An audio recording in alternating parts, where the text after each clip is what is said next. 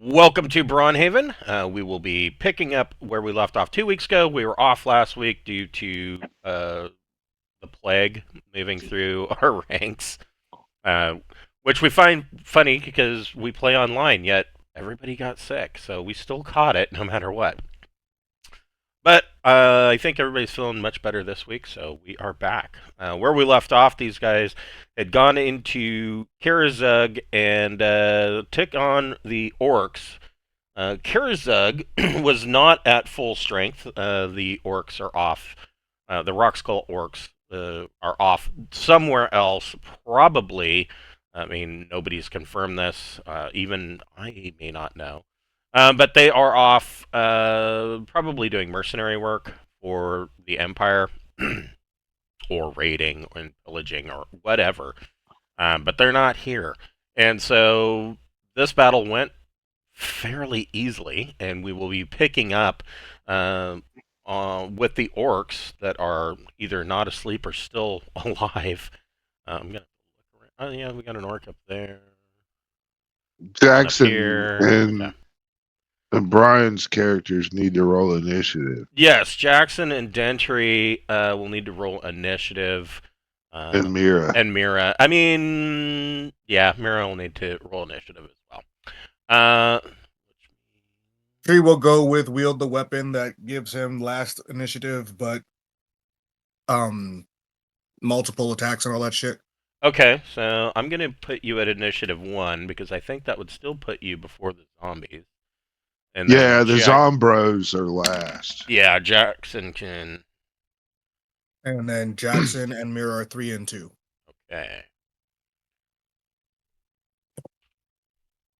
I'm glad you're back, Brian. I'm glad I'm back too. While I was enjoying myself on wait, where's Mira? I'm adding her now. I was loving vacation, don't get me wrong. Had a great vacation, but still miss my people. Yeah, how was Thailand? It was wonderful. Nice. Very, very wonderful. That's cool. Relaxing, very relaxing. Was it absolute blast? Was it your first time there? Oh no, second. Nice.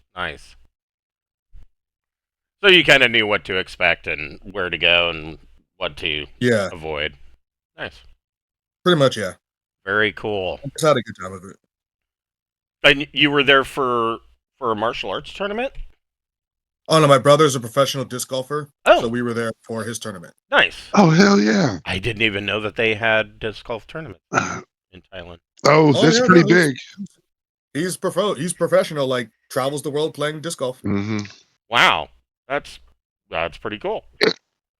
It's got to be a big sport because every park of any size around Central Arkansas has a disc golf course. I think there's like 10 full courses, within 30 miles of my house right now. Jesus. I mean, yeah, there's a lot. My nephew's really into it. On the East Coast and on the West Coast in the U.S., and it's much bigger, like in the Europe and places that have land. Oh, really? I thought it was. I thought it was just strictly an American thing, but. Oh no, it's huge in Europe.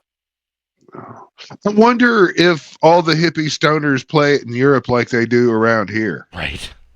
I mean, it's less of a stoner thing in other places than it is here. Yeah, it really does seem to be a hippie stoner thing, especially in Oregon and Washington. The place where I buy my tie-dye t-shirts and rolling papers and stuff has a full fucking disc golf thing with all the different, each different disc has its own weight and shit, and they've got the little fanny packs that carry like 10 or 12 discs and stuff. I mean, they're really into it. Well, they're really into it. Because it's outdoorsy and only outdoorsy stuff. Well, the owner of the shop that I used to run games at, that Cameron and I met at, he built a second shop called Discs and Dice over in the Troutdale, Oregon outlet mall. And I guess they have a course out back, but it's weird. In Oregon and Washington, a lot of the disc golf places, I thought it was weird when I first pitched the idea. one half of the store is disc golf, and the other half is role playing games. And Yeah. and I thought, what the fuck do those two things have to do with one another, right? But evidently, LARPing. it's a big thing, mixing disc golf and RPGs. So Fuck yeah, I man. got a feeling like That's my it's More a time? nerd sport. It's low key. It's a low key sport, but it doesn't cost as much as like regular golf, where you have to spend Mhm. hundreds of dollars on clubs and shit. You Right. just spend like $50 on a few discs, and you can start playing. You don't have to spend a lot to start. Right. I mean, to get good, you should definitely invest in better discs, but to Yeah. start, it's And, yeah, and I mean, all you do is just take a leisurely stroll in a big circle around a park most of the time. You know, they've got benches and shit, Right. you know, where you can sit and chill. I mean, one of my buddies has got fucking on one park. There's like 7 holes there that he's got a joint hidden somewhere. You know, he'll fire it up. It's always around the tee area, but he'll fire it up and take a couple, and then he'll put it out and he'll play that. So that way, if you shake for him the down, he ain't casual got. player, that is absolutely the way to go. If you're a casual, that is the way to go. Yeah, my nephew's really into disc golf. I mean, I don't know. I doubt he would even know what to do with pot, but he might try to eat it or something. Well, that's he's the pretty beauty of it, inexperienced. is that works. You know, Well, that's you right. can eat it. Yeah, that's it's true. like eating stuff out of the lawn. It's edible. but Yeah. but yeah, I mean, like I said, he's pretty inexperienced. But Yeah. It's just when your office asks you to have an arrangement of edibles, you should not make an arrangement of edibles. They're wanting like normal gummies and fruit and shit. yeah, it can make your Not workplace a lot more interesting, though. yeah, The they don't stress level want goes way down. intoxicated edibles. Yeah, it's called working on the hard setting. Yes, yes. All right, so we are going to start off in combat. It is the orc's turn. Dun, dun, dun.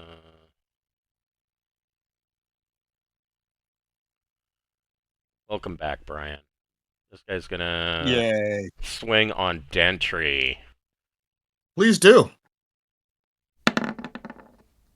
Are you fucking kidding me?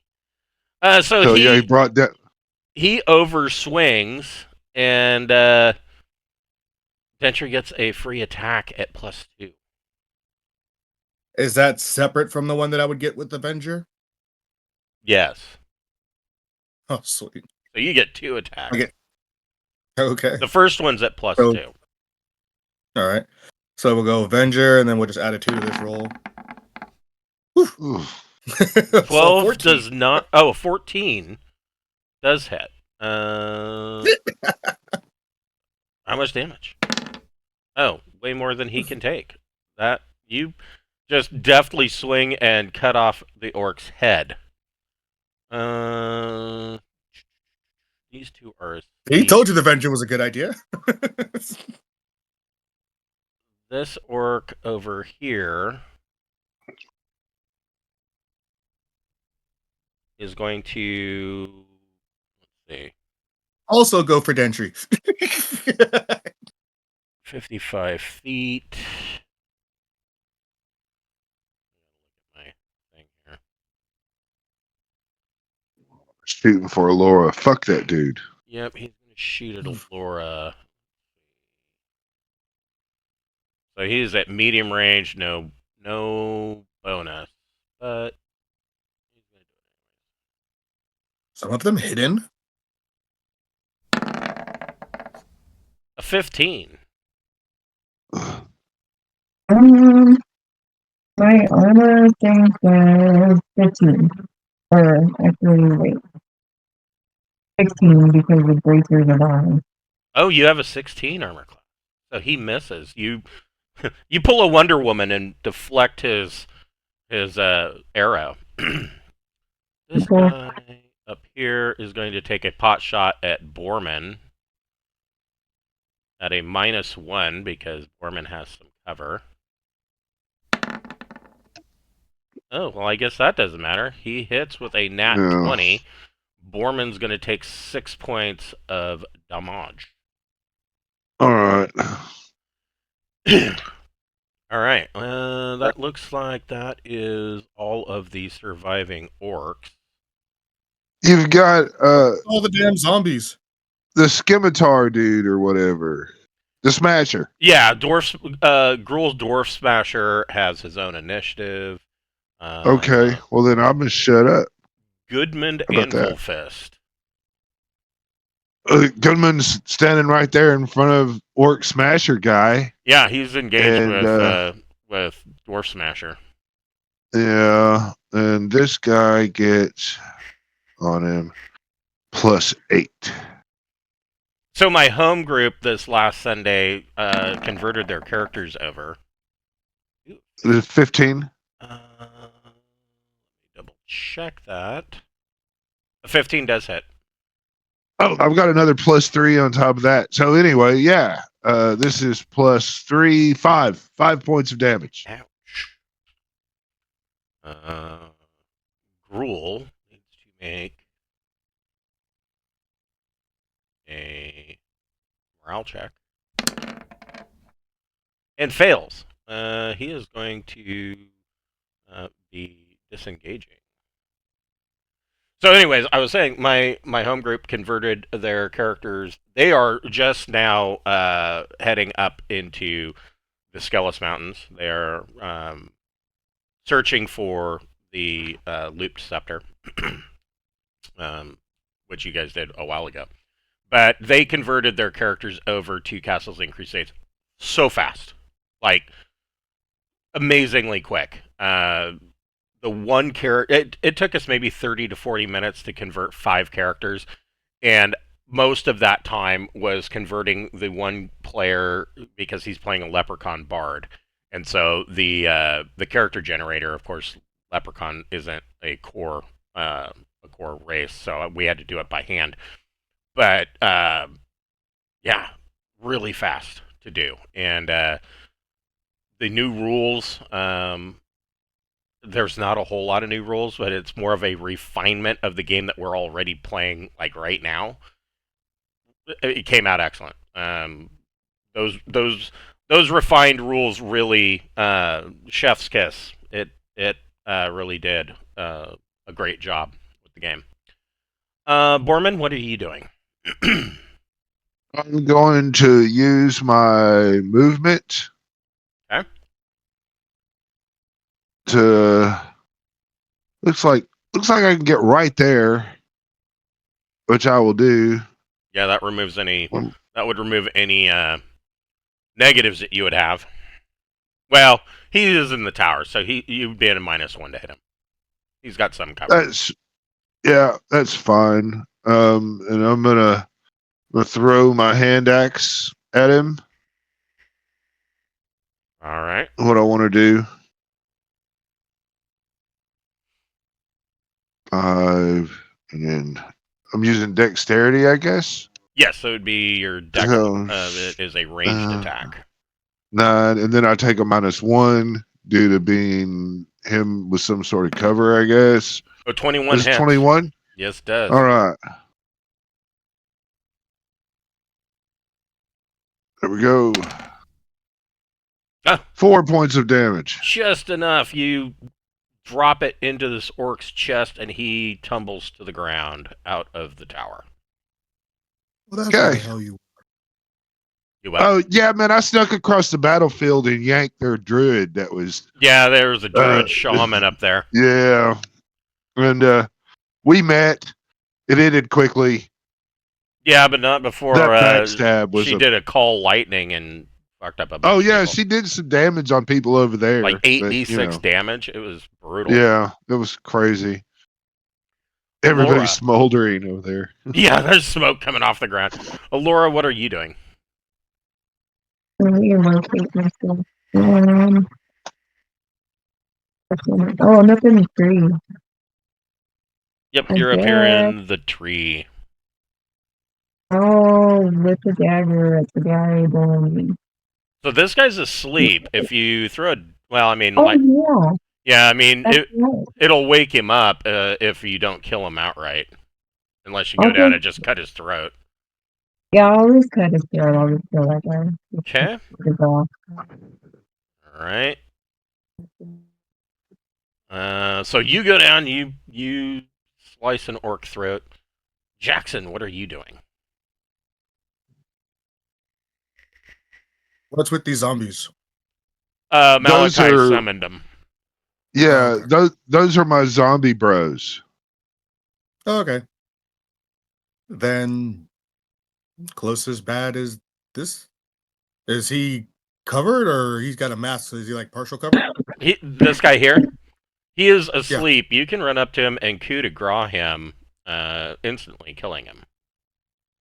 No, I mean, if he's got a coup de grace, I'll leave that to Mira. Mira can have a tasty snack. Gruel, I guess, is there, right? Yeah, he is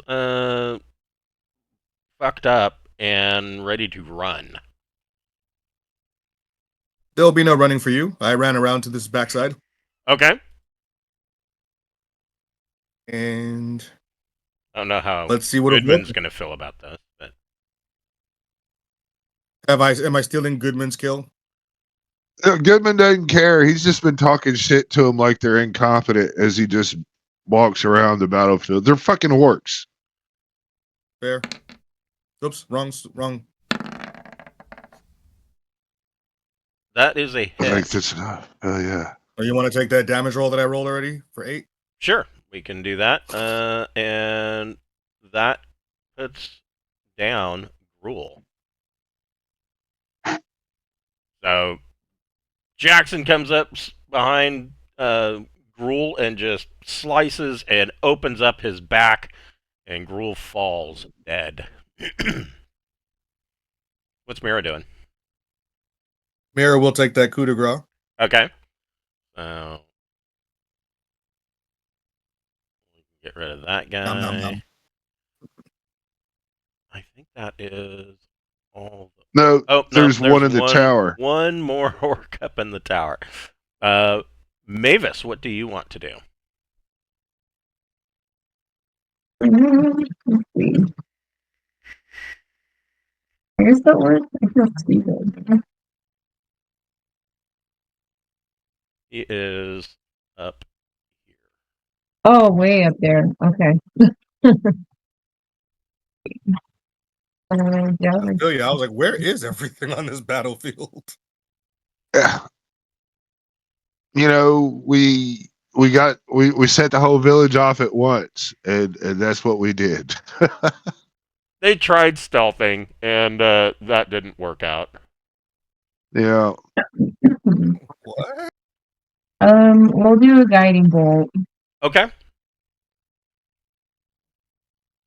Let's see how much damage he has or takes first.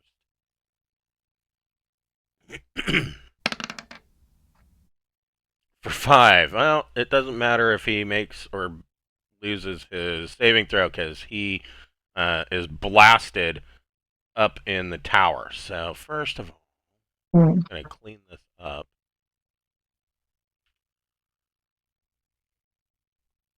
Fucking bodies everywhere. Yeah. We've got some slaves. So No, I gotta be yes, there clean. are. Let's see. Yes, so right here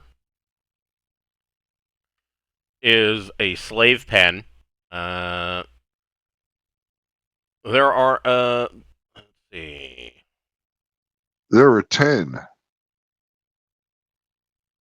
Yes, there were 10 slaves in here. 7 of them are female. The rest are male. Kept in. They are chained to each other and to posts in the wall. This.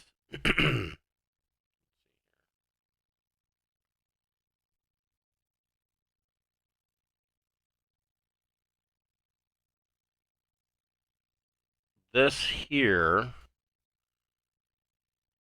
is or was Gruel's harem.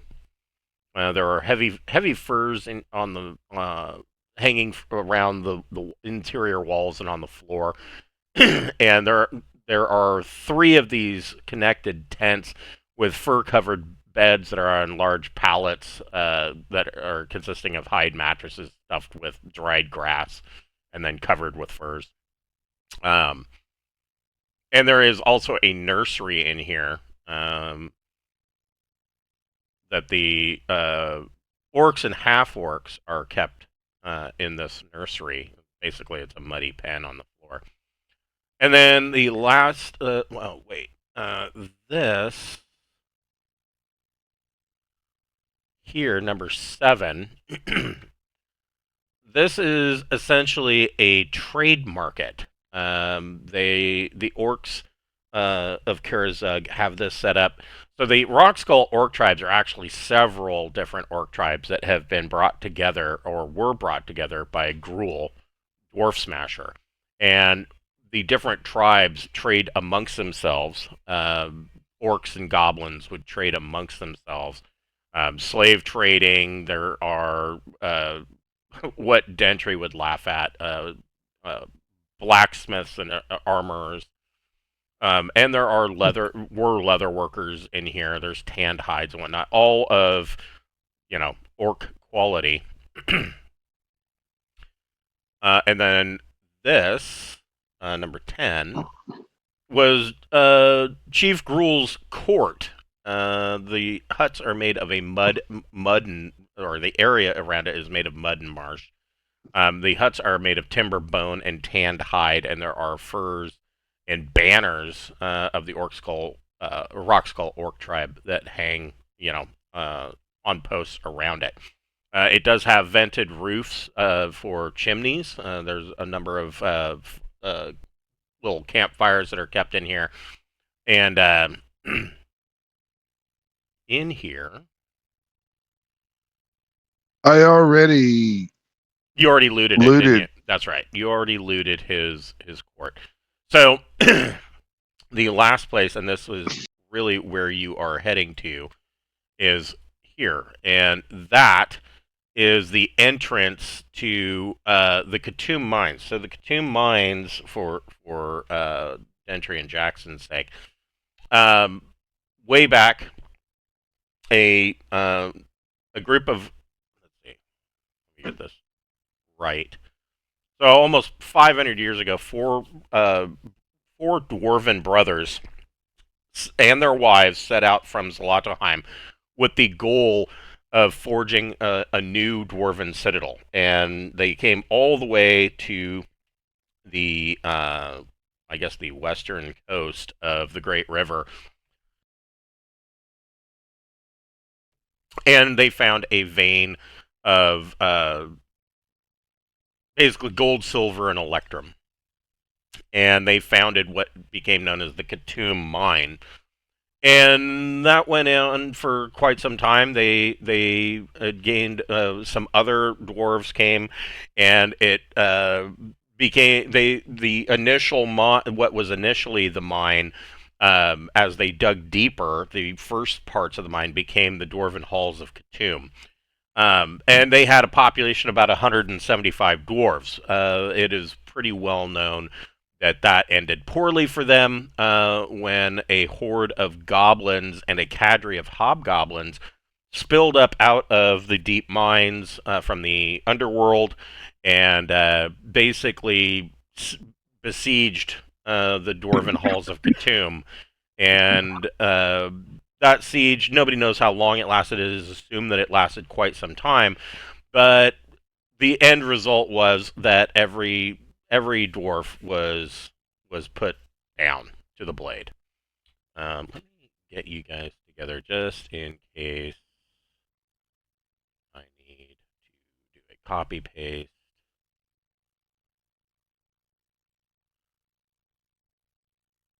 So I assume you're keeping your zombies, or are you letting them run free? My zombies and dead bodies are scattered around the map, as you can see. Yes. And their instructions are to ambush anybody that comes to the orc village. Okay. They've got people out. I don't know where they are, and I don't know what they're doing. So when they show up, they're going to see a bunch of dead bodies Right. laying on into their way into town. And when they pass them, there's a couple zombies there to, Right. surprise. Gotcha. And then we need, I would like to take the half orcs and the babies and the slaves, and we portal them to Castle Braun, where they can live in peace and serve Queen Okay. Alora Yeah. once she's done. Yeah. And but before we adventure on, I that seems to be, I don't want to just leave people chained in the fucking slave hut. Yeah, I mean, that's true. we've got to do good deeds, or Mavis will not think that we're good. So, I mean, this is what I'm pretty sure Mavis knows exactly what quality of people we are by now. You would think, yes.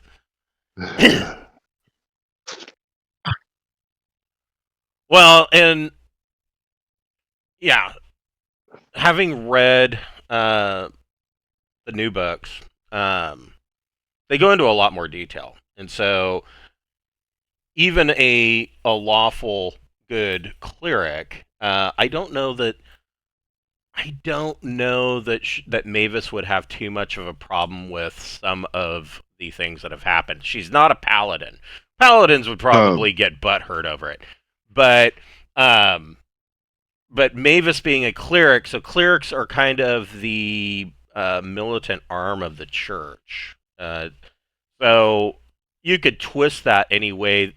She could twist the actions any way that she wants. Ultimately, it is an act of good. So I've been trying to sell it to her. Like when we looted the tombs, you remember I said this was payment for us having to come, retrieve the armor. right. Because that was a righteous mission, and so looting all the tombs of their priceless heirlooms, while that was just collecting a fee, it is totally okay. Right, and yeah, like I said, if she's not a paladin, so I would Yeah, think. she'll believe most of what you say because, I mean, you guys have Yes. been traveling around and helping each other, so. Yeah, she's not the smartest character in the party. So She might be the dumbest one, A honestly. little naive, yeah. yeah. No, I mean, Inch of 8. Anybody less smart than that? Gentry's not smart. I mean, Jackson's not smart. He's just got a good sense of the world. Right. He's not smart.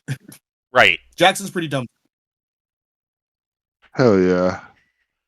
I mean, at least your character's literate, right? Yes. She's like got book smarts, but nothing else. I'm not even literate. Right. Okay. Yeah. Every character I'm controlling is literate. Jackson So- ain't got no need for all that book learning. We have our Yeah. nerd squad that read the books, Exactly. yeah. And Read books. I work with animals. right, and we need to do some healing. That's probably true. Yes. Out of I mean, can every out of curiosity, real quick, what level is Jackson?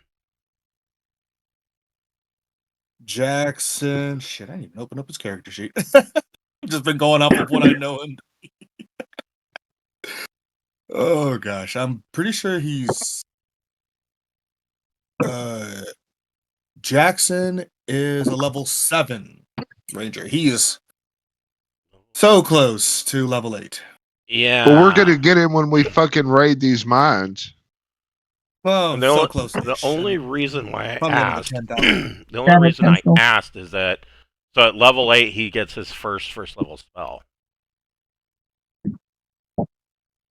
Oh, that's a big milestone. Yes. Yeah, you're welcome to the big leagues. Here, we got to get some experience. Yes. So, Yeah, I've got about 10,000 more to go.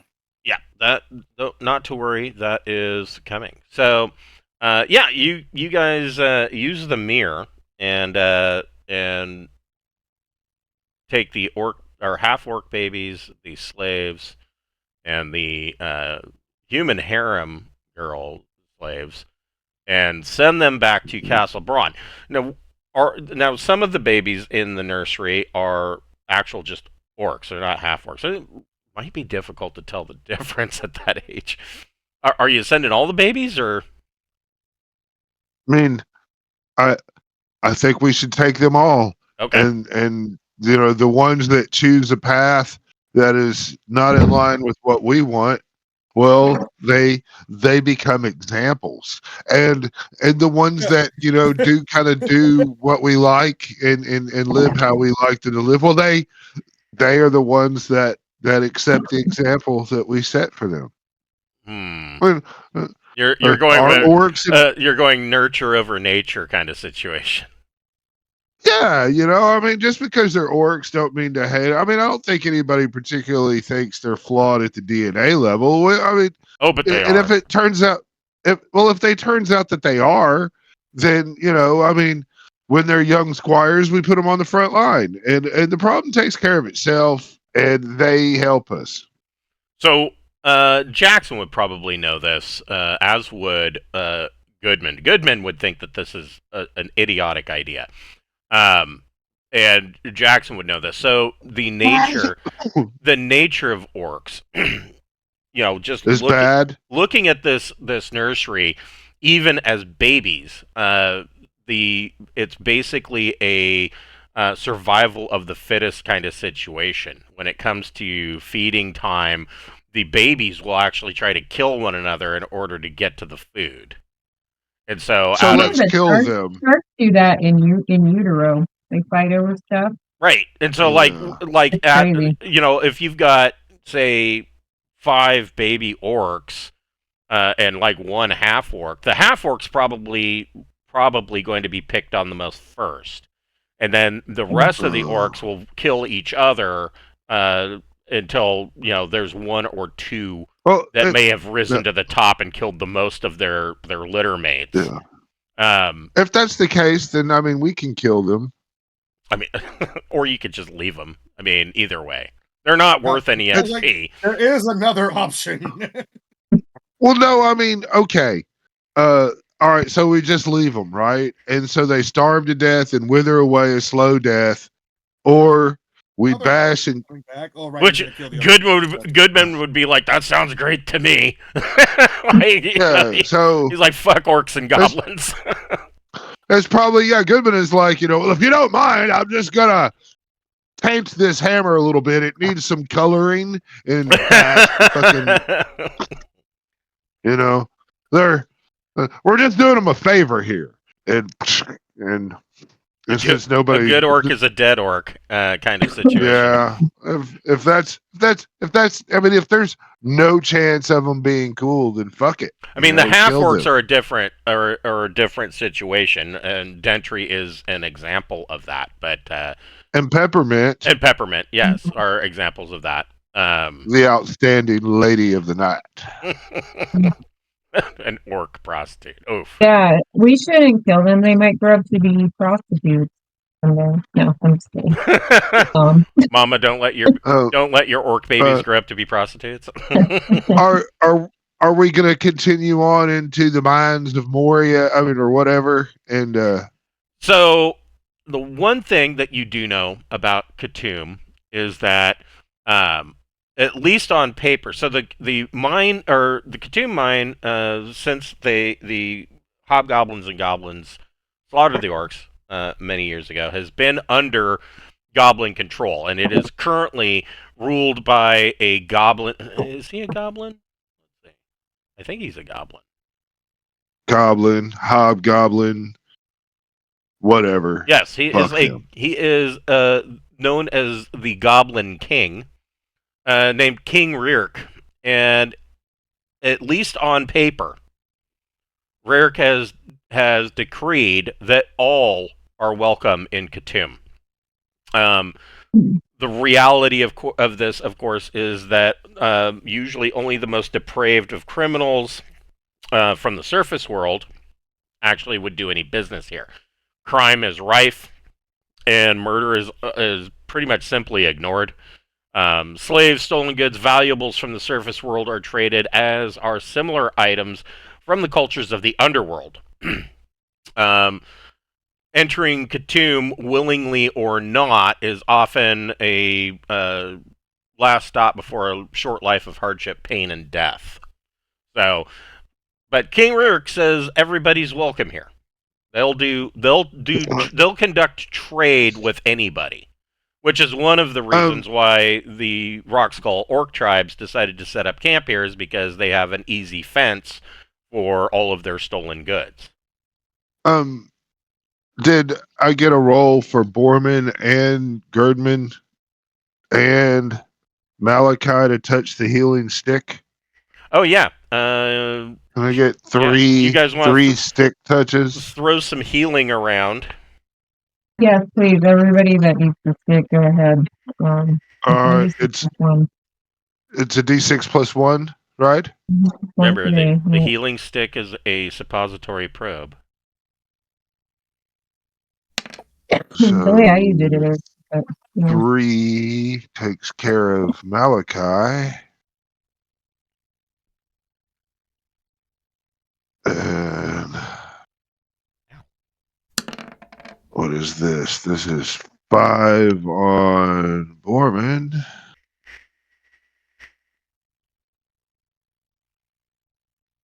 Did you see that they've removed orcs as a monster from the 2024 monster manual for D&D? Oh. Yeah, now they are in the player's guide as a full-on character character race. Oh, I'm sorry, not race. What are they calling them now? I forget. Yeah, Species, maybe. Species. Yeah. All right. Can you give some additional healing to Gordman, please? Yeah, Goodman got smacked, didn't he? He got lightning bolted, man. That's right. Yes, they call lightning. Yeah. I think somebody else, fucking Peppermint, fucking might be fucked up too. I don't know. Yeah, I got like a bunch of you guys in that radius with the call lightning. It was like 8d6 damage. Okay. 5. Okay. How many more you need? I got a fair amount.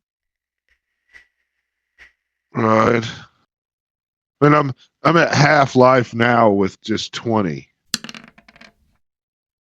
So another 4 then? Yeah, let's do 2 more. Come on, one of those, that'd be good. Okay. All right. Is all that for him? Yeah. Or okay, cool. So that's another 8. That really kicks out. Thank you very much. No problem. Right. So you guys pass some healing around. Anything else before you descend? I don't think there's anything else to do. If we've gone through and poked around and made sure there wasn't any treasure, the treasure is we're here following a fucking map. Yes, you are following a treasure map, and so as you can see, I want a bird. I want a bird. Is there a level 1 bird I can tame? Maybe if there is, I mean, we could definitely chill. I just want to tame a bird before we go down. I want to see if I can have a bird for the recon purposes of it. A bird? Yeah. For his ranger Rick. Yeah. Yeah. Have a bird. Let me pull that up so I can remember what it is that I wrote and how that works. I have to roll like 2D or something, and let's see. So -5 charisma. Gordman is wanting to figure out a way to get a battle pig to ride.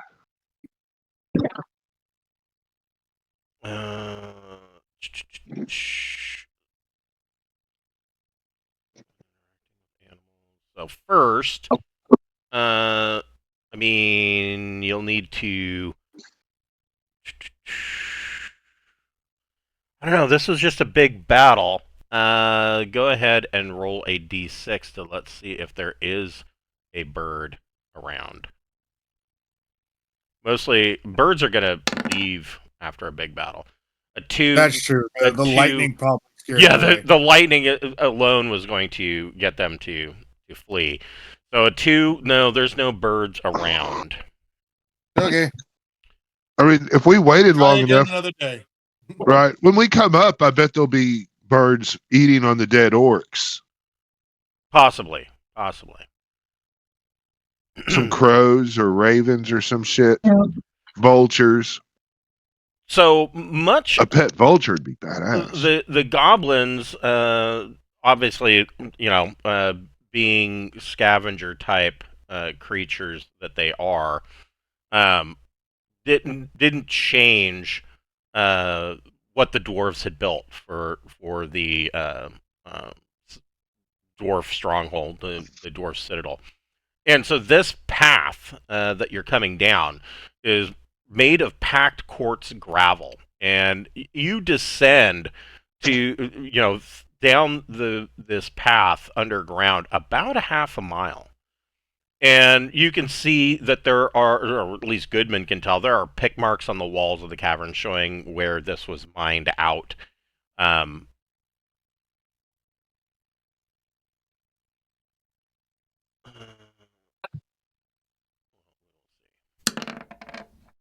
no. Oh, wait. Yes.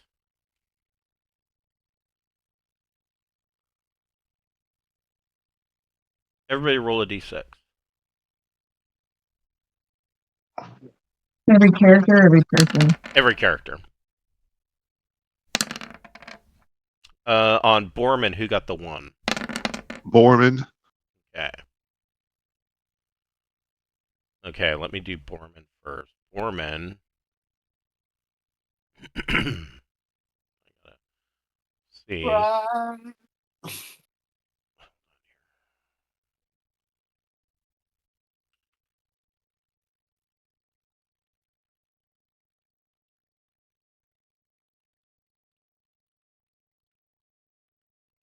Borman, make a save versus petrification.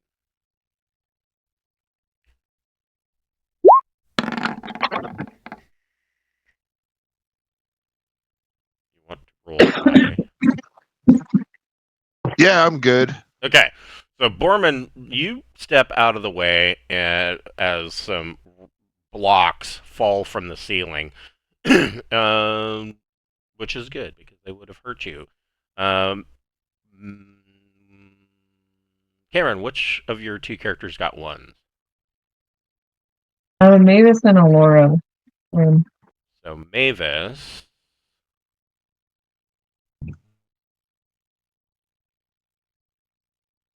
Roll for Mavis gets hit with a scything blade trap that slices her.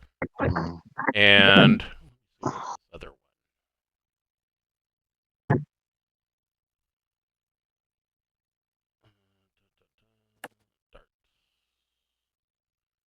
And Alora.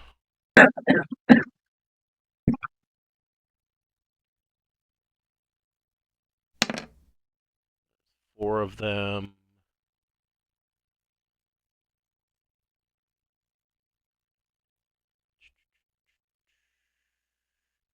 Alora gets hit with 4 darts for 8 points. oh gosh.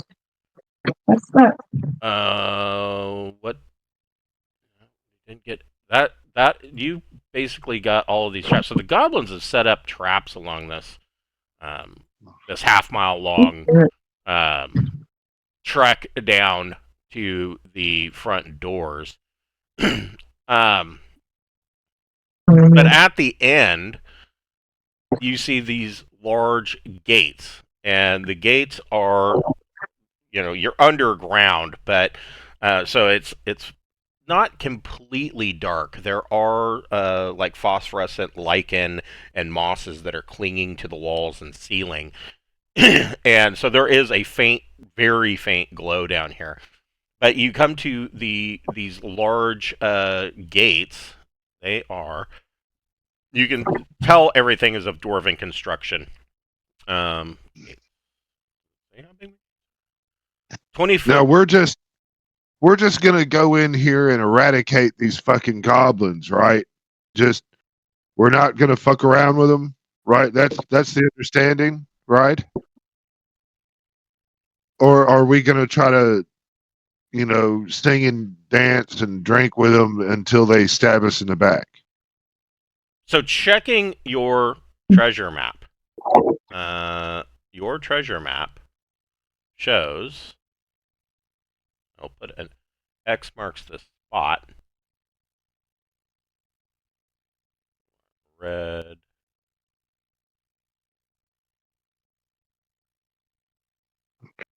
I still didn't get an answer on what people thought about how we're going to interact with these goblins before we run into them. So your I treasure don't map wanna- shows that the treasure is up here. I don't want to avoid them as much as possible. I'm just going to make our way through if we can. Okay. I don't want to be friendly No with reason to goblins trust them if because you're they're running to stuck. them.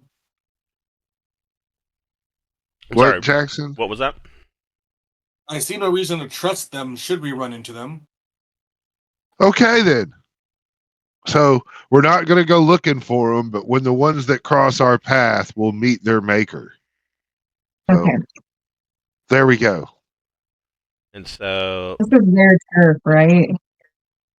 Well, no, Gordman would not think it's their turf, but both Borman and Malachi would say, yeah, this is kind of their home.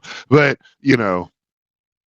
this being of Dwarven settled first, So- he would not. because Okay. because this is this map is Mhm. an overview of the entire kind of city, I'm putting you guys kind of off the map, and I'll just do it like that. So some of this combat will be, of course, theater of the mind. Theater of mind. Should it happen. But you get to these 20-foot tall doors that are made of stone oak, and they are flanked by these two dwarven towers, and you can see that at the top of these towers, there are you can make out in the dim light movement, and you hear you can hear a shout in Goblin. You've been seen, and you can hear chains, being pulled like on a winch system, and these gates kind of winch open. Um, Goodman, I believe, speaks Goblin, doesn't he? He should. I've got a bunch of shit. I believe he. Yes, Yes. Goodman does. Gundman. Gundman, yes. Yeah. So dwarves do speak Goblin and Kobold. He Yeah. would speak Pukashal. He can understand that these goblins are a party from the surface. Open the gates. And so these gates open, and you step into this is the initial dwarven halls of Khoutoum.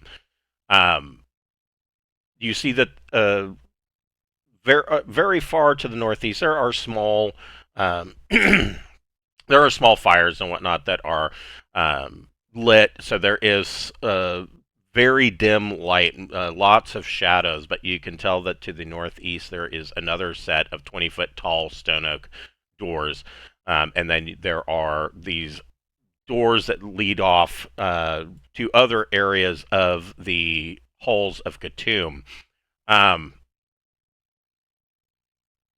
Most of these buildings, Goodman would be like beside himself. They are filthy. There are goblins everywhere.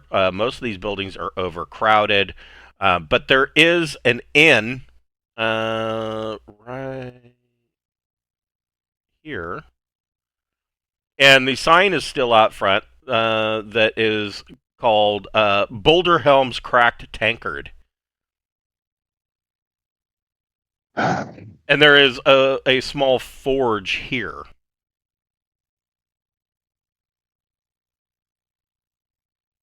I think I think either we slay them all through this corridor to the next fucking door, No, or I we mean, just. you get a lot of looks, but the goblins don't seem to be acting like they're hostile towards you. Or they're acting like goblins, but they're not. They're not attacking you.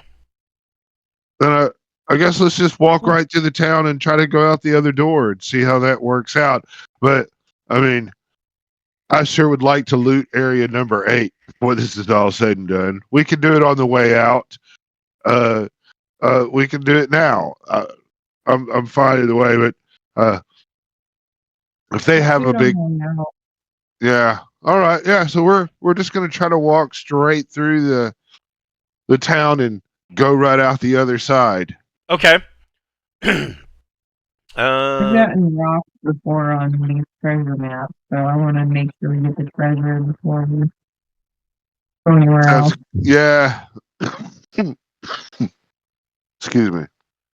So you get to about here, and you see there is a clearly a hobgoblin. Hobgoblins being more taller, obviously, than regular goblins, but they are also more militaristic and more organized than goblins. And you see two of these hobgoblins step out of the crowd, the thronging crowds of goblins that are moving about doing their business, and they make their way over to you. And they're armed, with hobgoblin-sized weapons as opposed to the goblins. None of them look like very well made. They are wearing a form of like roughshod splint mail. And one of them points out and points to you and says, "Adventurers, you are requested to come have an audience with the Queen." He says, "Queen Pupixa requires you to hear her tale." See you later. We're just passing through. You can make a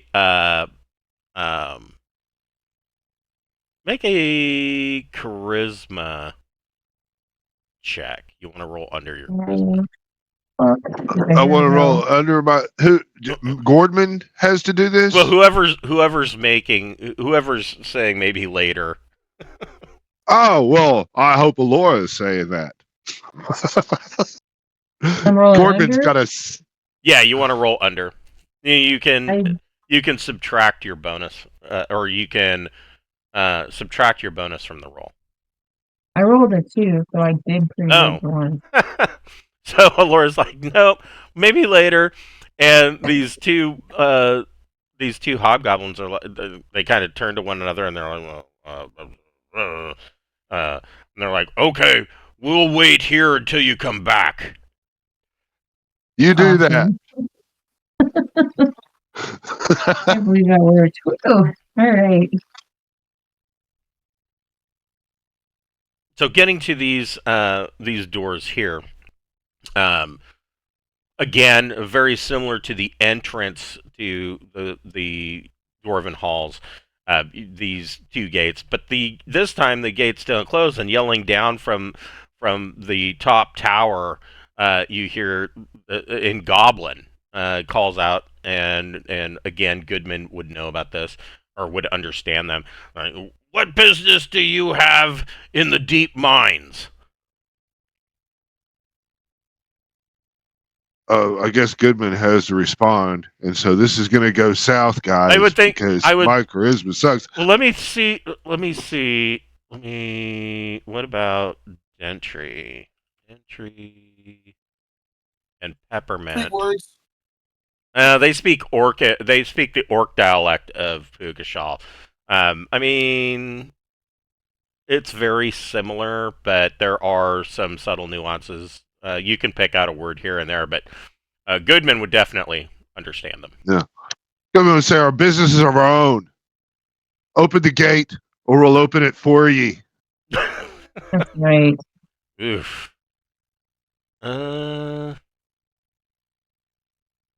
Goodman's just being Goodman. Goodman, roll 2d6 plus or minus your charisma modifier. Okay, a 7 is a -1. Is that right? It Indeed. says It is. It is. I think so.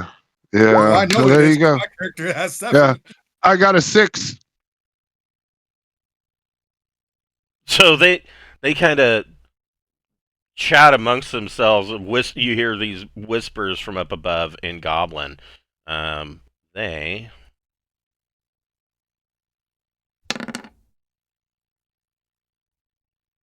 We're not going to open the gate unless you tell us where you're going. To your mom's house. Right? Well, I'm gonna throw my hammer at one of their faces that's sticking through the fucking thing. Okay. -1 to hit. All right. So I get plus 5, 6, 7, 8, and then I get -1 to hit, and it's a D20. Does 16 hit it? Yes, it does. 5 points fucking throwing hammer damage. So Goodman just swings his hammer and throws it, and it goes bam right into this goblin's face. Yep. Pretty You much will not challenge me in the halls of my ancestors. smashes his skull and comes back and returns to Goodman's hand. These goblins. Oh, open the gate! Let them through! And immediately they start. You hear the chains clanking, and this gate opens. Stepping through. Work. We will look for Yeah. traps as we continue on. Just if So you- peppermint They and trapped Mormon. the way to the place that they want people to go. Like, Yeah. fuck, really? You what now? So they were like, we'll trade with anyone, and then they laid a bunch of traps that we ran into on the way down here. Right. Typical of goblins. Haha. Fucking- Well, your trade can be easily taken from dead bodies. So stepping in here, stepping through the gate, you can see that there is an underground river here, and it is pretty much pitch black beyond. Those with infravision or that can see in the dark, you can see that there is a damaged bridge that is partially crumbling that crosses this underground river, and beyond it, you can see that there are rail tracks that are twisted and bent that originally had gone across this bridge, but are broken, twisted, and just useless at this point. Let's see. Goodman, make an intelligence ability check. Hey, that's below my intelligence of 13. So Goodman knows that this underground river used to be called, in the annals of history, the Little Khoutoum River. But pretty much since the goblins had taken over, it pretty much is just known as Underground River. The goblins certainly don't know its name. But he knows that this river is fed by glacial runoff. It is extremely cold, very fast moving, and that this river actually flows underground and dumps into the Great River to the east. He'll say all that with some fucking bad Scottish accent. Okay. You know? Yeah. Let us all know what the fuck's going on, you know. I know about this. I just wrote about this as a young lad. This is the Khoutoum River. They name it with some fucked up bullshit as underground, and they taint it with their piss and their fucking leaking excrements. Yeah, I would say that This this is is probably not a very clean river at this point. It probably wasn't all that clean, even when the dwarves ruled Khoutoum from all the runoff from mining. Where are you? Are you guys just crossing the river? Where are you going? Actually, I mean, I, I, our standard operating procedure is send motherfuckers across on a broom and land on the other side and bypass all that bullshit right all together. okay. So you're not going to take the chance to just ferry people across the bridge on the broom. There's the no bridge is reason. gonna be Yeah, Okay. no reason to do that. We do not trust anything that was not built by us. So the That's main right. the main passages through into the northern mines, again has like a packed white quartz gravel that is obviously not as in good of shape as it was back when the dwarves ran it. But looking at the walls, Goodman again knows that the walls are made of granite, and you can see that there are minor iron veins that run through this granite, and there is loose ore that is just lying around on the ground. Anybody who wants to can make a D6 roll if you want to try to pick some up. I'm alright. I got enough stuff.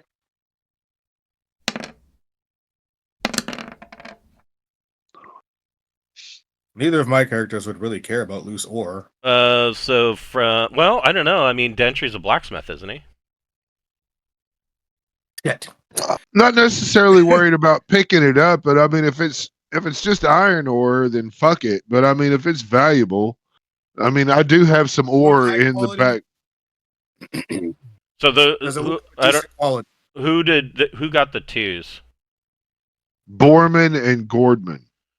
So you guys, those two characters find two chunks of loose ore, just iron ore, just lying there. All right. Well, I'm not fucked up about taking iron. It's iron ore, and they're sloppy with it. And then, Dentry Borman is doesn't like, find any. yeah, that's whatever. Let's go get our shit done so we can, Right. do our stuff.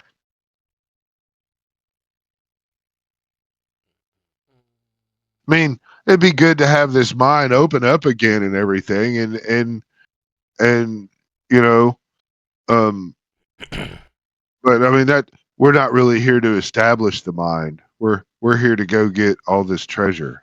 Right. Right. Agreed.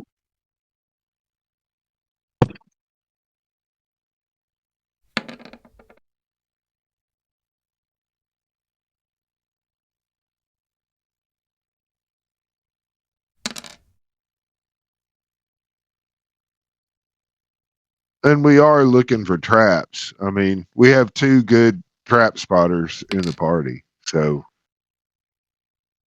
Okay. if that helps Right. in all of your malicious intent.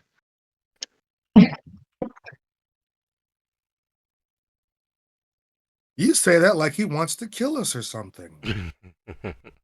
I mean, he sure doesn't put fucking fluffy bunnies in the path ever. I'm just saying. You're not you're not wrong about that at all. Like I've never seen once a nice fluffy bunny come randomly. Yeah. Yeah. Something Or just Chris, how come we uh, never see random fluffy animals? Why is it always stuff that wants Yeah. to kill us? Well, it's got to be stuff I that don't wants to think the eat rules are you. as random as you say they are. there's no squirrels, raccoons, no beholders, fucking death angels. Everybody roll a d6. Random death angels, huh? All characters roll a d6. See? Yeah. Are those surprise rolls? Yes. All right. Then I was not surprised anywhere in my group. So Brian, who got the one? It was 2 1s. Dentry and Jackson both got 1s. Mira, Hell yeah. very aware. Okay, Dentry and Jackson. And for And point out Cameron, who lack got the of 2? fluffy bunnies. Peppermint. Peppermint got the 2.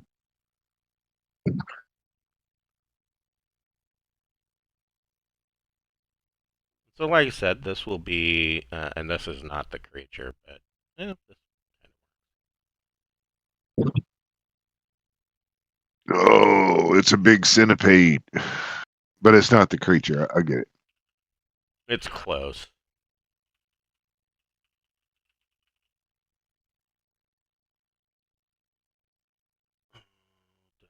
Dun.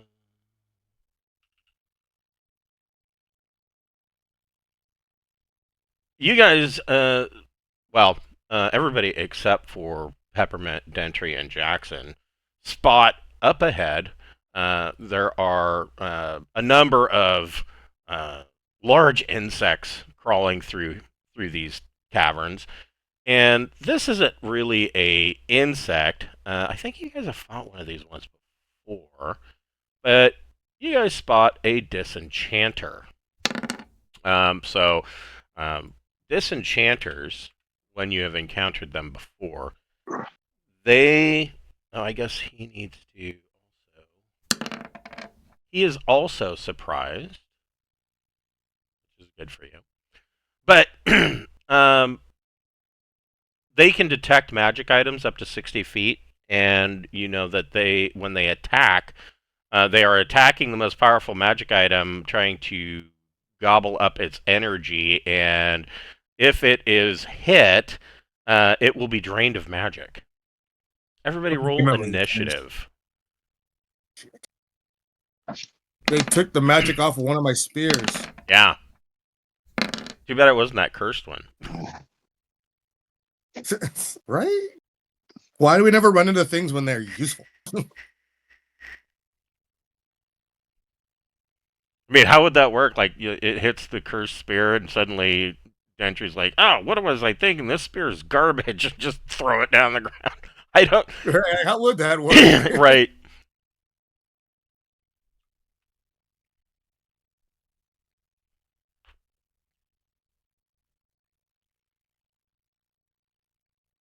All Actually right. makes sense. Mira was aware of it, so Mira is like moving slower. Like, man, I don't know about this. So, Malachi, what do you want to do? Malachi is like, it's a long tunnel, right? Yep. It's like a long straight tunnel, Yes.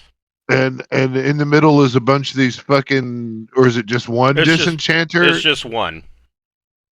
And it's big.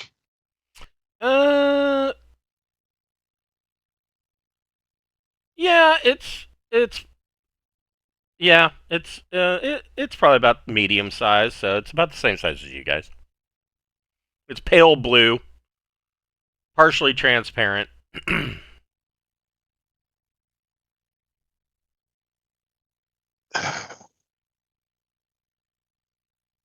And it has like Okay. this long elephant-like proboscis nose that it uses to try to grab magic items.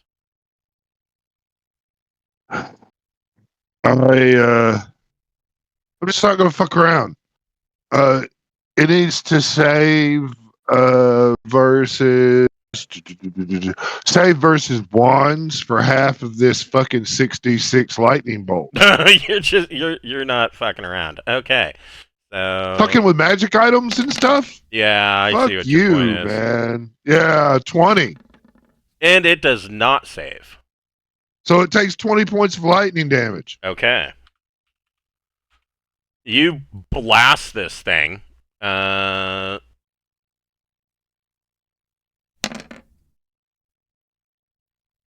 must be really hungry because it made its morale check.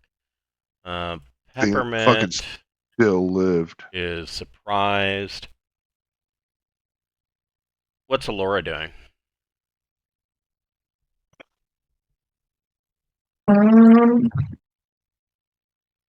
Yeah.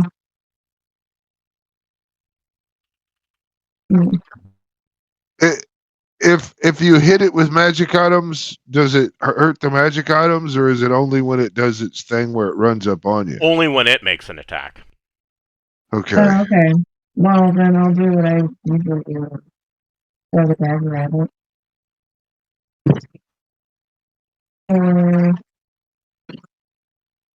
It's 21 to hit. That has to hit it. Yes, that does hit. Hold on 1 second here.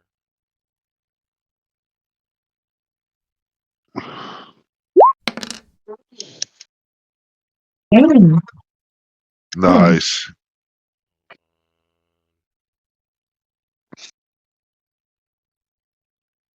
That's 29. I mean, you gotta keep piling on, or Okay. it dies.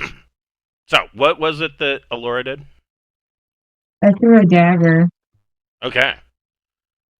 Oof, 9. Yeah. So, Yeah. Alora throws the dagger and it hits into this disenchanter, and she puts it down. Oh, thank goodness. Okay. They're not what my magic items being stuck with. That's what I'm saying about, man. So yeah, so Well, the disenchanter it specifically states that it's when it makes an attack. It's attacking the magic items, and okay. it's not like an ooze. Oozes, God, and I keep coming back to this. Oozes are fucking brutal. I remember in D&D Online, one of the first magic items that was a goal for everybody to get was called Muckbane. And it's basically an enchanted club that does special damage against oozes. Mm. And Mm. before, of course, to get it, you had to kill a big ooze, right? So before you went down in there, everybody would always go and pick and purchase, just basic clubs, and you'd have to pick up like 2 or 3 of them because they break so easily, and go down and just basically bash this ooze to death. And if you didn't, every single time you hit, your sword would take damage or your axe would take damage, and half the time we were leaving with busted items to get one magic item. So yeah, it can be pretty brutal. You get up to this joint. Find my thingy. Anybody who's wanting to pick up ore can make another D6 check. Gordman's just gonna want to try to identify any ore that he might see. Okay. So, You don't find any. okay. What about is Dentry still looking?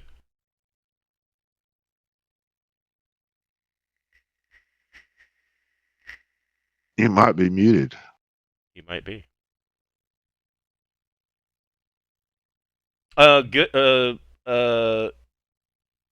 Goodman can make a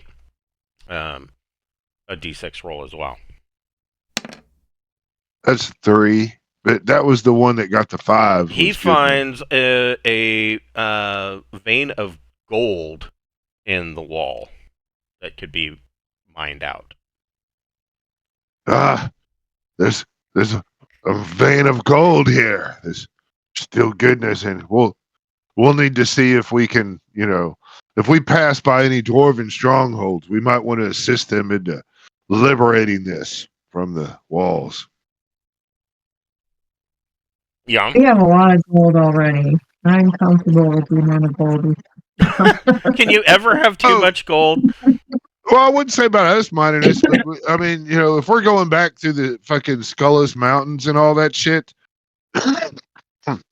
we can easily open up a portal and a bunch of miners can just kind of immediately populate this area. You could hire hirelings to come back and or mercenaries to come back and clear out Khoutoum Mine. Yeah. Brian, are you back with us? I am back. Dentry can make a D6 roll. D6. Of course, I walk away for 2 seconds to get some water, and Nope, doesn't find any ore. We found some gold, a gold vein in this area. Yeah, you found a gold vein here. Yeah. We can already figure out. Let's see. That gold vein would be worth 8,800 gold if mined out completely. Yeah. That's just going to be some information we give. I think we're going to end up using it as a bargaining chip, possibly, more than trying to micromanage running a mine. So coming up to this point, the passage forks again. This passage is to the east. You don't see, it's no longer like the packed quartz gravel. This is just regular gravel mined out from the walls, and it has granite ceilings that are anywhere between 6 and 30 feet. It is complete darkness, and it does. You can tell that this, or well, Goodman could tell this goes deep underground. He believes that this would be access to the underworld. You can see numerous like cart wagon ruts in the gravel, meaning that this would be trade caravans from the underworld make their way up this direction to trade in Khoutoum, the halls of Khoutoum. There is also quite a bit of monster activity here. So, and I rolled a 2. More XP for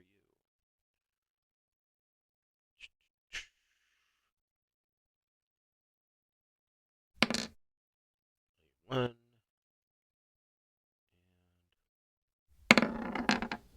6. Ew. Okay. I don't know if I've used these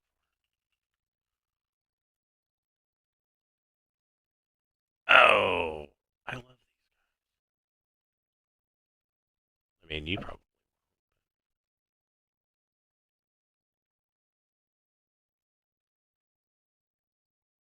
Of course, there is really nothing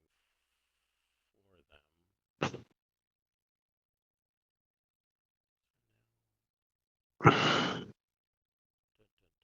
Dun, dun, dun.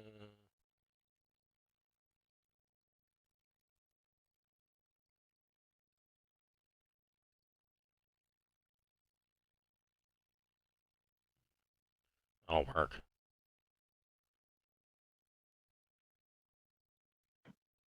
That fucking Duergar. No. Okay. Hold on. First of all, I need you guys to all roll. All characters roll a d6.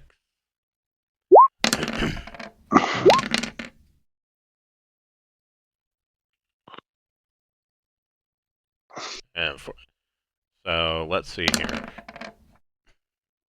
Out of West, who got the 2s? That'd be Malachi and Grindman. Okay. So I guess they're surprised. They are surprised. Cameron, who One got of the them. 1 and a 2? She's muted. Yes. All right, Alora and Peppermint. Laura and Peppermint are surprised. Mira. Mira's surprised. Mm-hmm.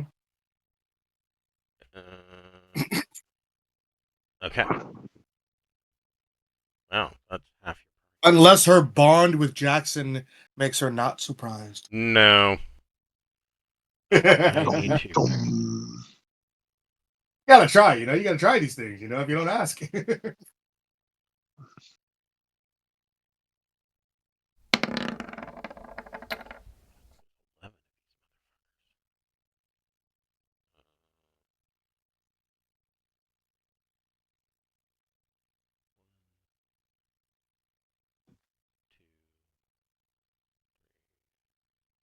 11 deep ones.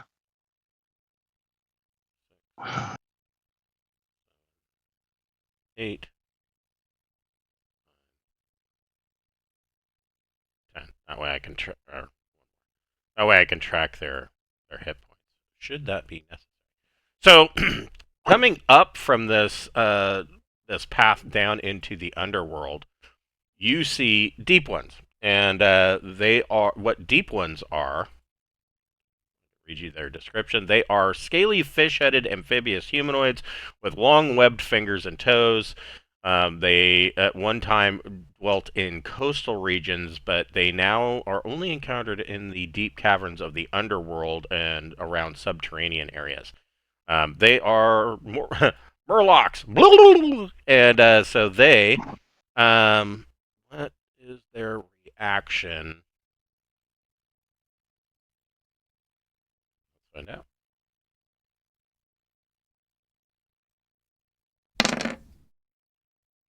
A7. They are coming up up this path. All of them have like loose, not loose, but they have like bags, sling bags that seem to be loaded with a bunch of stuff. Do they have rubies on them? You don't know. Their bags seem to be full of stuff. If gems come within 60 feet of me, I know. That's true. Let's see here. Hold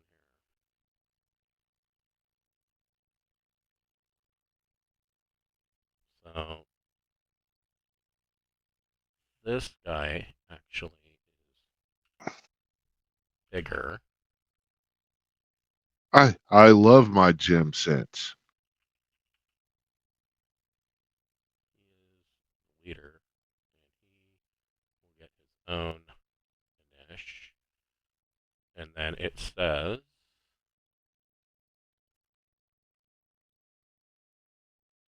there are no clerics.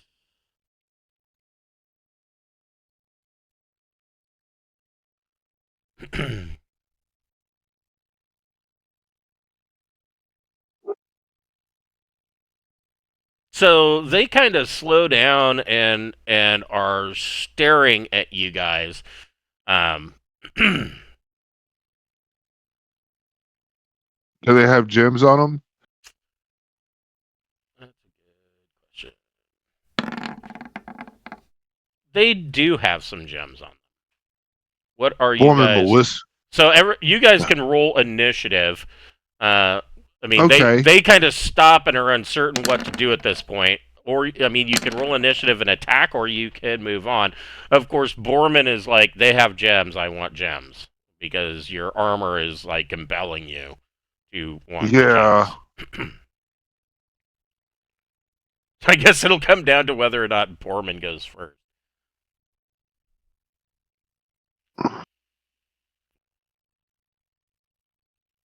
Okay, my initiatives are in there. Okay. Let's see where they land. Good for him. And a 4. Alright, is everybody in? So, I'm putting them in. Oh, okay. Mine are real low. why fucking thing? Well, it looks like Jackson and Dentry did okay. Okay. Now I'm in. Okay. There we go. So these deep ones kind of stop, and they're. What languages does Malachi speak?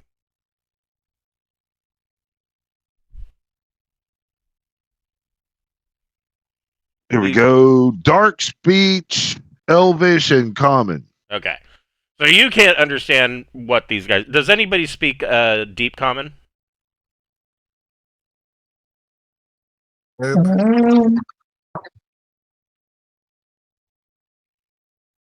Or it would be called. I created the language, and I'm probably going to murder it. It is None of mine. It is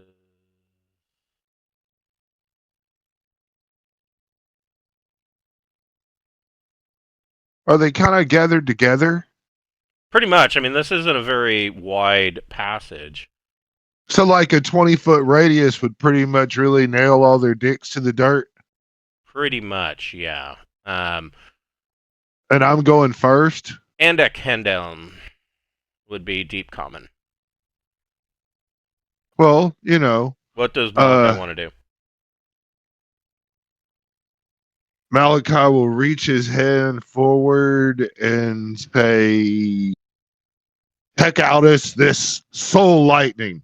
That's page 66 of the Treaty and Magic and Spells. Okay. This 3rd level necromancer spell, where I will cause the souls of all the creatures within 20-foot radius to discharge an exploding electrical arc. Yeah, that's And, a vicious spell. So they have to make Yeah. a save versus spells for half. For half damage. So, you know, all of them that are in there will either take 36, save for half of my necro. So it's got like a purplish tint, you know, like So a the- black light. Right. The regular Yeah. guys fail.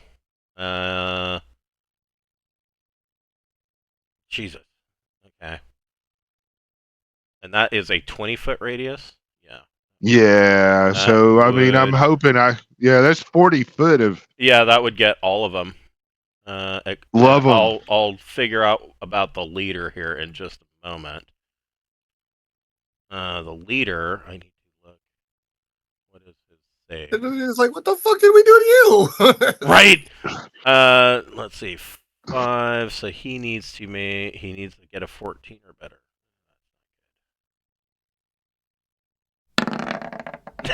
No. Yeah. So Malachi reaches out and burns these guys down. You see lightning just erupt from the very souls of these deep ones and arc between one another, and they all drop to the ground dead. It smells like burnt fish in here. Right. Let's see. So I gotta do. Malachi turns and looks back at the party and is like, I'm sorry, I just don't speak their language. Understandable. Okay.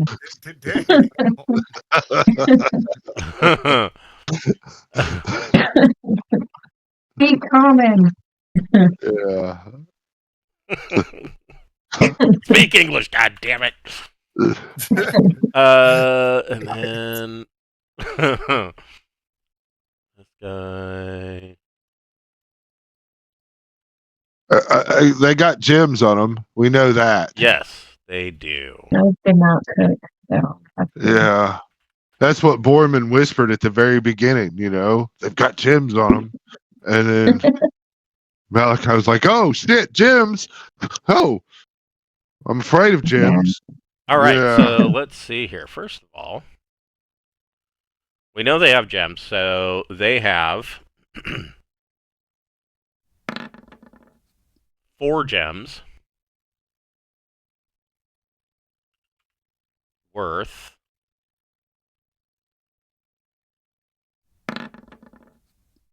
100 gold pieces each. Hell yeah. So I'm going to take this stack of 9 and I'm going to add 4 to make 13. And that is that. Okay. And then, No, and then. That's my youngest son's It had to happen. name. It Yeah. had to happen. My youngest son's name is Andon. oh, That's Really? that's his, yeah. And the joke is, and then we had another. Yeah. Because we were broke when he came, but you know, we love him. Goes on. Yeah. Yeah. But his name is Andon, and he's too much like me, poor guy. 4 rolls on table M. So who wants to make Okay. the first percentage roll?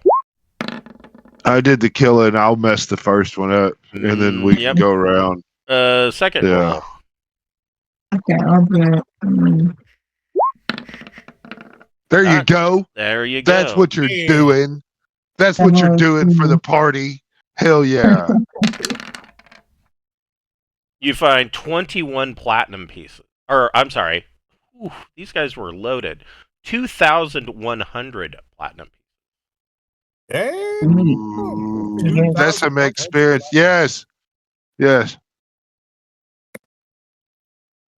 Okay. Holy Yeah. shit, those guys were worth a crap ton. Look at that. Right. And it was so easy because I've never using my fucking necromancer spells much, you know? I mean, not the cool ones. I can always kind of save them for just in case, but I use my magic missiles upside. So Third roll. that's Brian. Yep, that is a success. You find another. So the armor's happy, right? Yeah, you find another 12 gems. Okay. Worth another 12 gems worth 100 each. Okay. So 13 plus 12 is 25. All right. That's getting to be a nice little pile of gems worth 100 each. Oh, yeah. So that was pretty nifty. Hold on. And there's one more Oh, roll. it's my turn. I have to do it. I'm sorry. Damn it. A 5. There you go. There you go. Oh. And Okay. I figured because my guy cast a spell I was forced to do too. That's nearly how we do Cameron. there were 4 pieces of jewelry, various Mm. jewelry worth. I hope it's 500.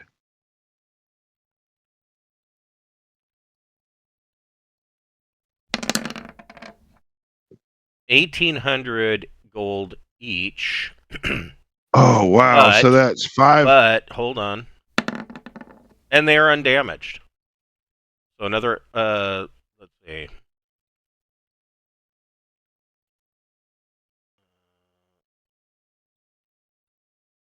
Four pieces at 1,800 each for a total of 7,200 gold.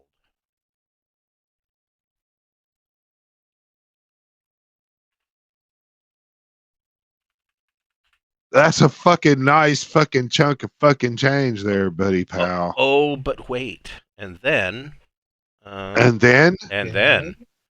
Right. my wife says, "I no more." And then, And then? and there is addition to that, An just because addition. 2 times another additional 22 gold between all of them. 22 gold. Now, Brian, while Yeah. you're writing all on your gold, add 2,300 gold pieces. 2,300. Yep, I'm taking it off my list. Alrighty, it's on mine now. There you go. That was from the week you missed. So, it was in our stuff. Understandable. You did good. All You right. gave me things to write down. So you guys make it up to the this. So this leg of the trail that you're on, it also ends up starting to descend. Probably you can tell, well, Goodman can tell that it starts to descend about here, and it is also going to travel deep into the underworld if you continue to move north. There is another passage that leads off here into more mines, and then you follow it around into a chamber where, according to your map, is a it's supposed to be a buried treasure. What kind of treasure map is that? It's a level 9. Okay.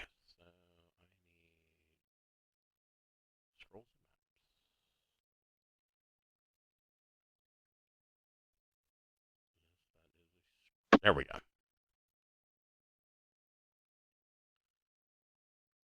All right. So you guys spend Probably about an hour. Digging around this area where the X is marked, and of course it's a hand-drawn treasure map, so there's probably holes dug all over this place looking for this stuff. Everybody can roll.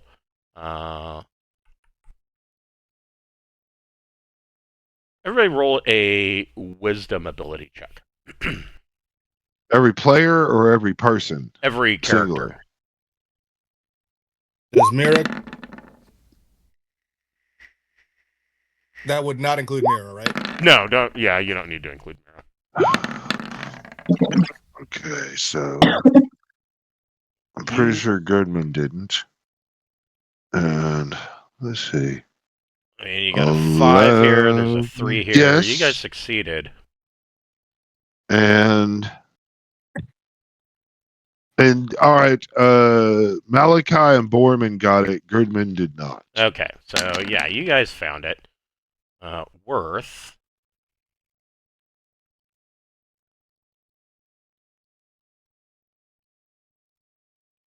You find a hoard of 15,000 gold pieces. Wow. Nice. Oh, wait. 1,000, you say? You said this was yes, 15,000 gold pieces. That is My goodness. Wonderful. Okay. That's what we came down here for, Pawpaw. yes.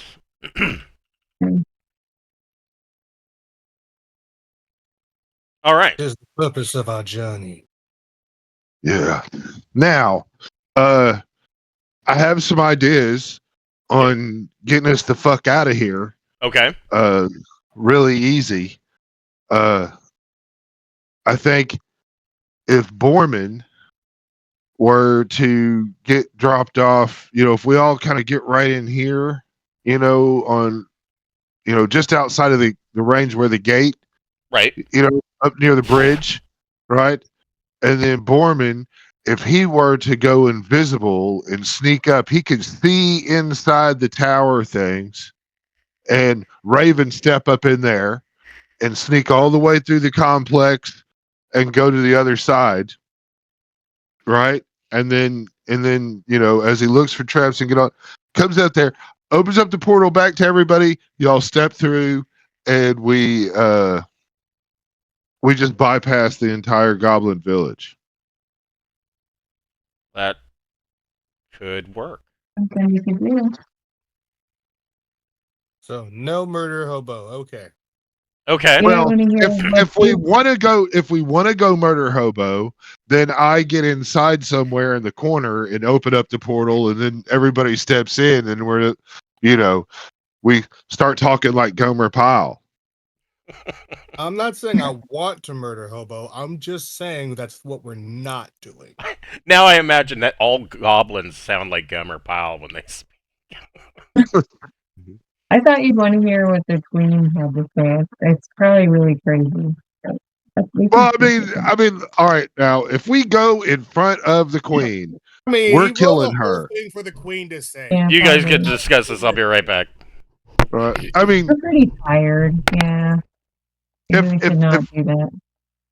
if we're wanting to fucking eradicate the goblins, there's probably a lot of treasure in her hold, But I mean that's gonna take some Yeah. we should at least rest up and become fully capable. We should prepare proper spell lists for that. That's true. That's smart. I mean, I don't know how many people are in there, but Partway. I'm guessing we'll have to kill about 500 or 600 people in that complex. Yeah. That's fair. the main thing we should ask is how many people do we have to kill to eradicate the goblin village? Because I mean, if he says less than 100, I think we can swing that. Roll in there with haste spells on, and I mean, just pull some things where we got players counting how many they killed, and You know, somebody will have to say that killing the big bad boss really only counts as one. I mean, We have a dwarf. We don't have an elf though to really do Sell that it. monologue properly. Yeah. So that's Okay, yeah, let's get the fuck out of here. I agree.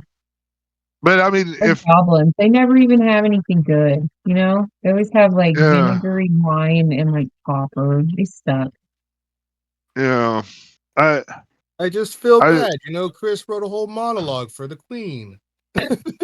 well, I mean we can meet the queen, you know. I mean, I'm pretty sure Borman could sneak in to the fucking spot 8 and we could start the fight there, you know. Like, hey, so just pop up where the queen is. Hey, so they said you wanted to meet Yeah. us. Just scare the crap out of her. Right. Just kind of go into a corner and then let everybody step through and then at least, you know, she's probably not in her, you know, all her troops are probably not all, you know, it's a total surprise. That just sounds fun.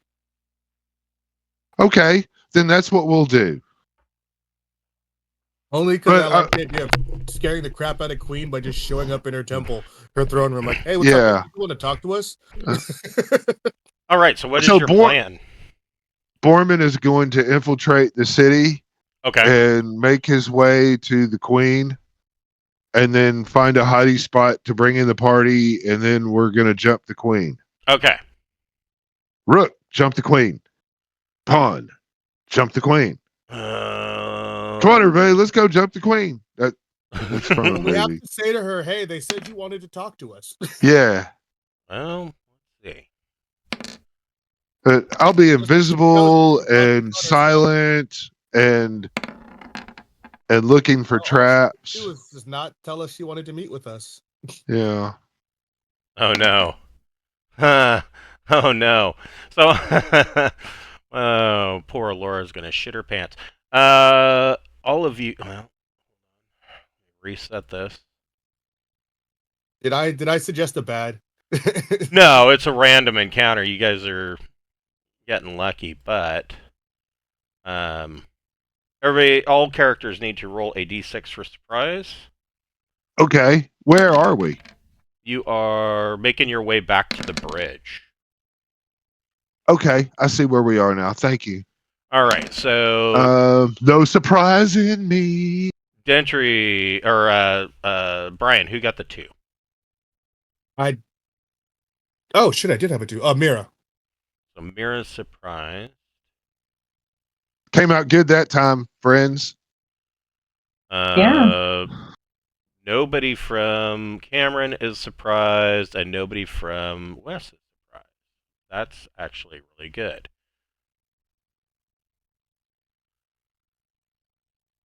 There were 4 of these motherfuckers. Ugh. Now, Are we rolling initiative?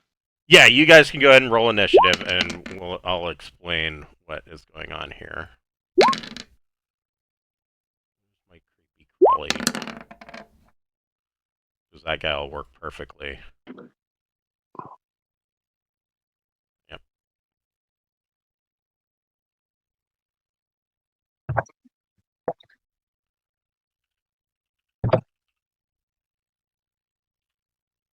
Oh, more of them fucking bugs? Worse. I'm using the same. Oh, okay. Yeah, I don't have a token for these.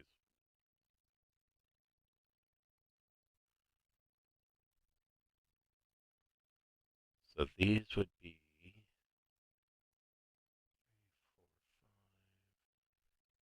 That's good.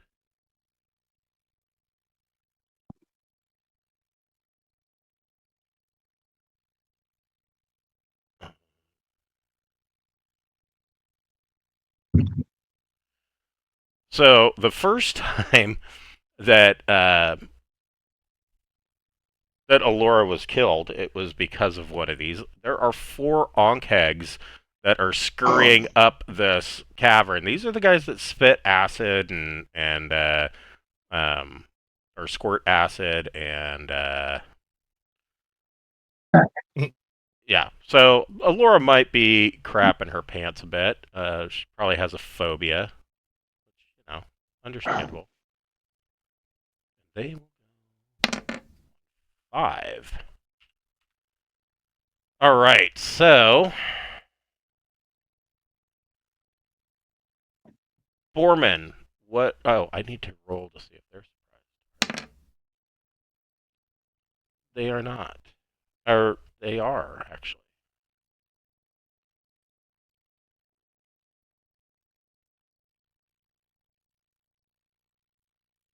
Well, I don't need to do it.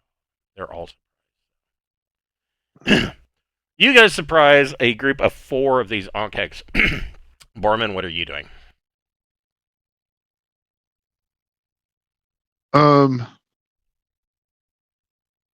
Borman's gonna ask for the horn of blasting to be put forth and sent down this hallway. And he's going to kind of back up and hug the side of the hallway, Okay. thinking Yeah, the blasting will kind of do that. Okay. That's what he's going to say. He's not going to ask for the horn of blasting. He's asking whoever's got it. I think it's Mavis, Right. but it might be Alora. Yeah, one of them. Yeah. He's like in the back of the group, so. The Onkegs are surprised. What's Peppermint doing? Peppermint's making way for the horn person, I guess. Okay. Well, maybe she'll shoot an arrow. Fuck it. Yeah, let's shoot an arrow. Okay. Okay. That can't hurt. You get a free. You're basically getting a free round. Yeah.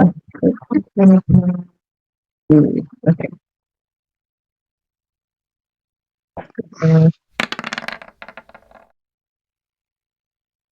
That just hits. Okay.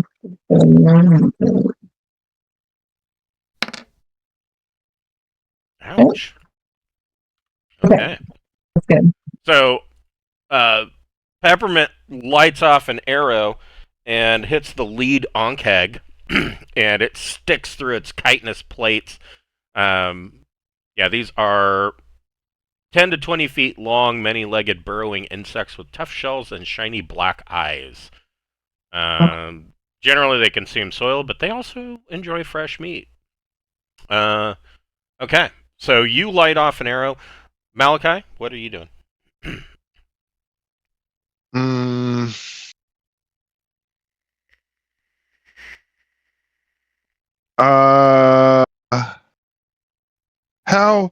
How wide is the tunnel going through? It says, and I specifically put this in here for exactly that question.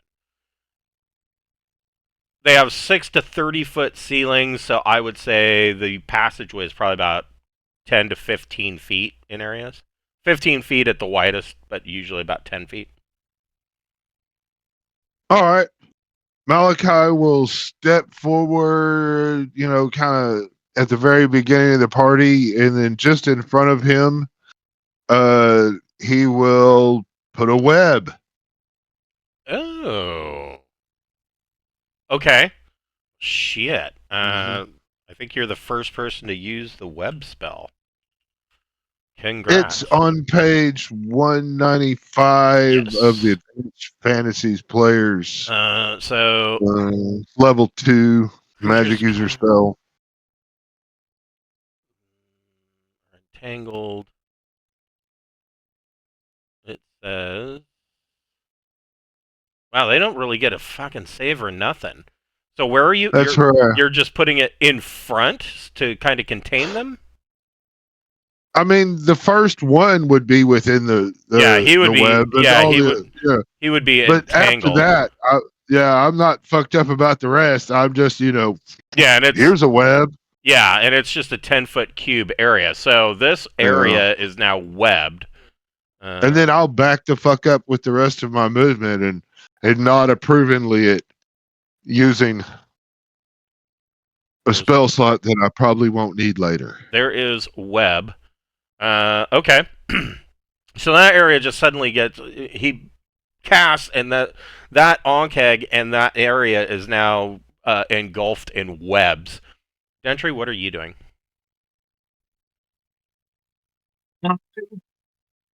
Will position myself so that if any of those things get through that web, they have to deal with Ventry's Venger. Okay. Because I want the Horn of Blasting to be like, wah, blah, blah. Okay. Mira is surprised. Laura. I'm following the plan. We're gonna blast it. Okay. So I'm you gonna are cover going their ears. to have this. Proper knightdom. I'm positioning myself to shield the party and fight them one-on-one should they make it through. Horn of Blasting. Within 100-foot long cone, 20-foot wide at the end, will suffer 2d6 damage. So go ahead and roll 2d6. They're all going to eat that. And So I hope this ends the encounter quickly. Is what I'm thinking. minus They 8, might not be as aggressive. minus 8, minus 8, minus 8. Okay. They need to make a save versus spells or be deafened. I mean, do onkegs have ears? Save versus spells. Oh, by HD. Their HD is 5. I think they need a. Oh, so they got a little bit more to them than I thought. They need a but- 14 or better. So they're not deafened. Buildings that represent the horn may also be able to damage objects in buildings. A single blast might be enough to cottage 10-foot section of a castle wall. Yep. Okay, so Alora, go ahead and roll a d6.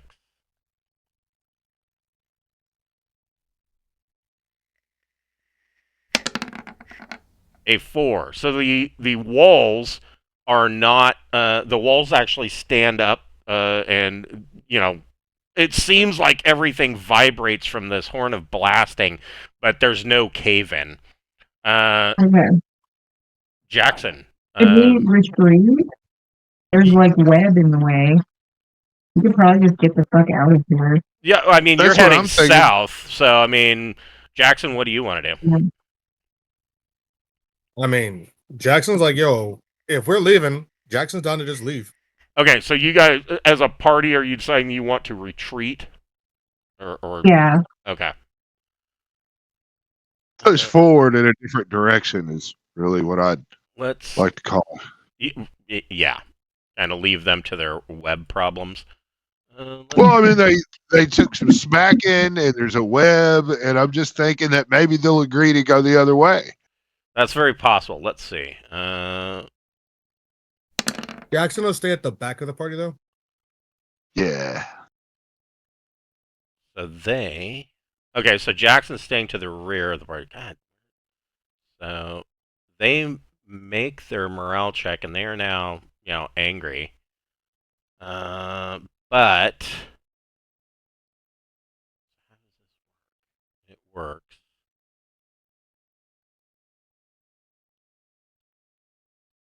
There's Wow. a big fucking web trap. Yeah, in the way. they're not magically augmented. They don't have giant strength. So they cannot get through. There's 2. There's another 2. So it's going to take them 40 minutes to get through that web and to unentangle themselves. I would say you guys, Nice. in 40 minutes, you'd be out of here. Yeah. It's so far gone. Yeah. You are able to make it back to the bridge. So at the bridge, And yeah, what is your plan? I mean, I'm gonna hope that Alora could drop me off on the other side of the bridge, Okay. and I'll be invisible and quiet and sneak up, and then Raven step inside the tower, Okay. So let and then me put, because this will be a case where you will be separate from the party. yeah, And for Alora, well, no, never mind. Alora with her cloak, she is not seen because she has the cloak of Elvenkind, and yeah, drops Borman off here. So, and let me. Oh, never mind.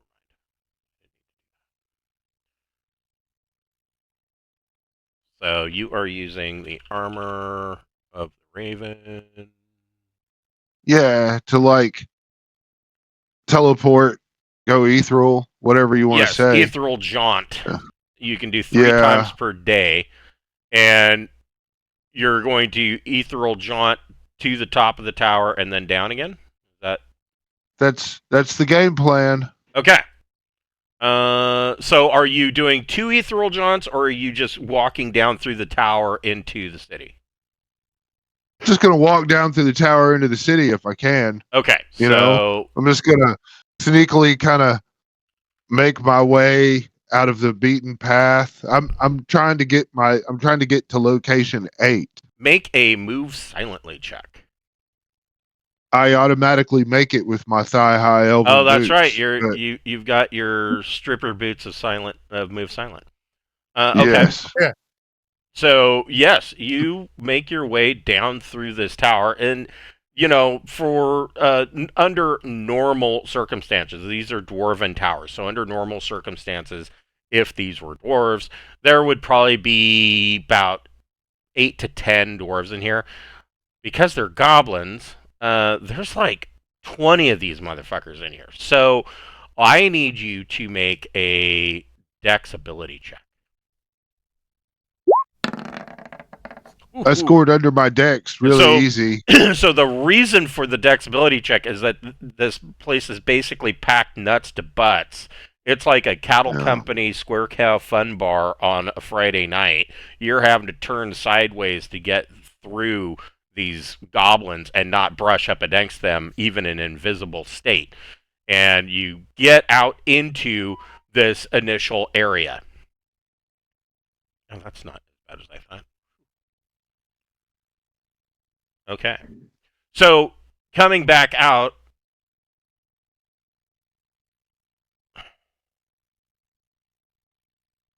you are in the main dwarven halls. Of course, this door here leads back out It's to the not surface. is There's a door right. here, and there is a door here. I mean, if I know that there's what I believe to be the head thing there in 8 versus our little map, uh, or Gordman's thing, that's where I'm headed. Okay. So this door, there are a couple of guards at the door, but the door doesn't seem to be locked. There are a couple of goblins, or actually, rather, yes, there are 2 goblin guards guarding this door. I'm just gonna kind of chill and wait for some people to head through that door, and I'm just gonna fucking scoop on their ass and follow them in. Okay. So you wait and kind of follow them in, and this is an area that is colloquially known as the Goblin Clan Annex. There is essentially a goblin tent city that is set up. There are banners of several different goblin clans that are here. I guess you could say that these different goblin. So the Khoutoum Mine is actually ruled by the Slipknees Goblin clan. But there are many different Goblin Clan banners that are here, and you see that there are a number of what could be considered, and there you can see them laying on these pillows that are basically burlap sacks filled with, hay and moss or whatever. These would be Goblin leaders of these different clans, and they are attended to by other goblins and slaves. Some of the slaves are actually goblins themselves, but a lot of them are captured humans, and they are in a terrible state. Like to tell you exactly, they all have only one hit point. They are all malnourished. They are frequent. You witness frequent beatings for no reason at all, and in addition to that, you can roll a wisdom ability check. No.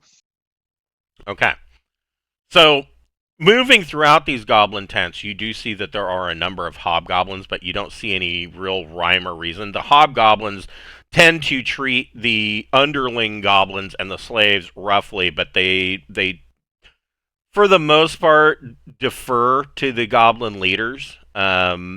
You can see that they act in like a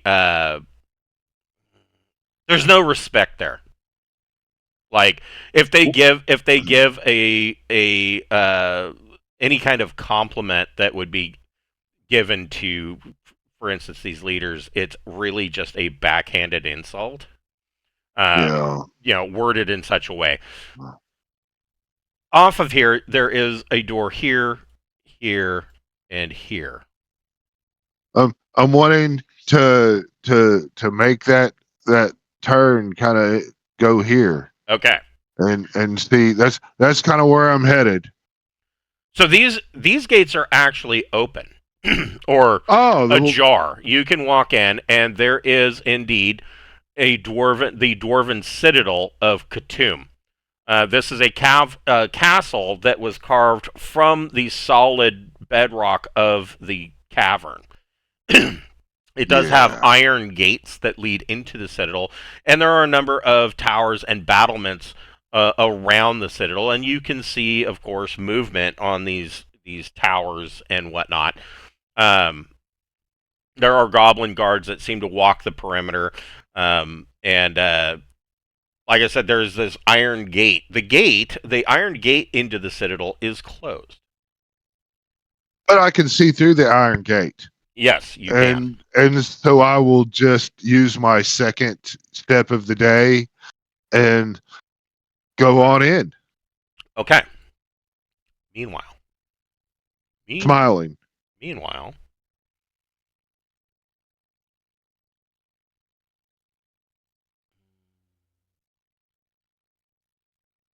What am I doing? Here we go.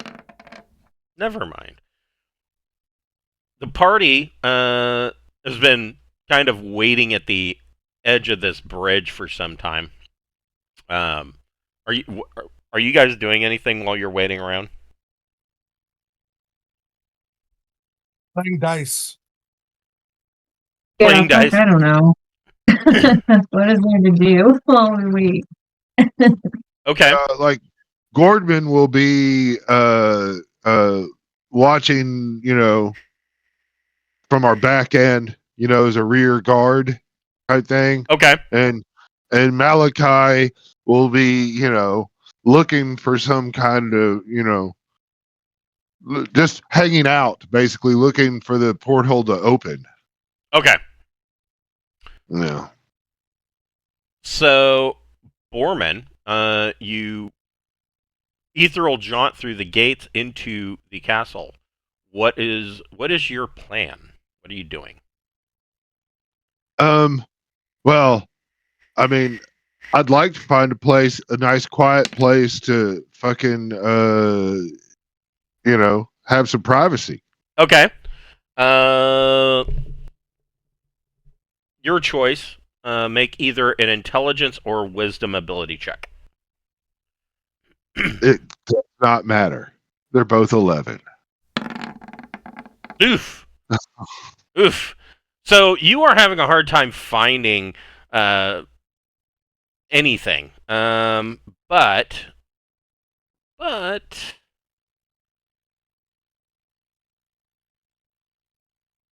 roll a d6. Yeah. This place is packed. There are a bunch of goblins. They are, I mean, of course, there are your typical goblin guards, but you're also seeing that there are, again, a number of slaves and attendants and sycophants. You moving through, you do find the entrance to the throne room. And this is, you've been in a dwarven citadel before. This place is filthy. There's rotting food sitting on the floor in the corners of the walls. There are broken statues tipped over, stuff that nobody bothered to clean up for maybe the last 100 years. The place is filthy. There literally some areas have feces on the walls. I mean, it's been Yeah. taken over by goblins. I'm going to go to the back of the throne. Okay. And then the back side of the back bed rest, I'll just kind of pull out the mirror and open the portal. Okay.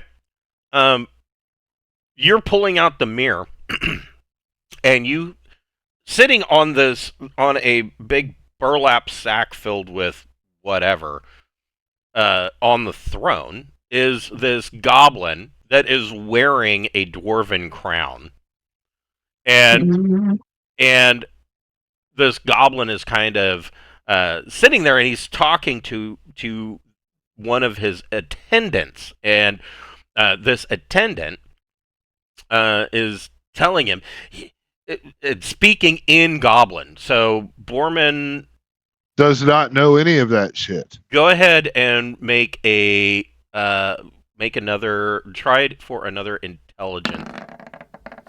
No. They are speaking very. They're whispering, and the attendant, as he's speaking to King Reark, kind of points around and he points at somebody, and King Reark kind of claps his hands, and you see a couple of goblins go up to the goblin that the attendant pointed to, and they just shiv him and just kill this goblin outright. And the attendant then kind of whispers and kind of moves his hands around, and he's explaining something to King Reark. Yeah, I mean, I'm thinking as long as I'm holding the mirror, it'll still stay invisible. Right. And so I'll just, right there behind his throne, I'm going to open up this portal, and my friends are going to come out, and we're just going to start kicking some ass. Okay, so that's kind of what I'm doing. The portal opens, and you guys, looking through the portal, you can see that there's a doorway into this filthy throne room. I would think that Goodman would be immediately disgusted at what he's seeing in this throne room. Probably enraged. I think we're just going to walk on in and start kicking some ass, if that's acceptable. I mean, there might be a quick monologue as we step out into the middle of the room if you prepared some speech for this dumb bitch. But okay, so let me see how many. You can cut scene us if you want to do your monologue. Just we're going to be really aggressive postured, and okay, let's see. I need goblins. How many of these little bastards are there? Well, their morale increases considerably.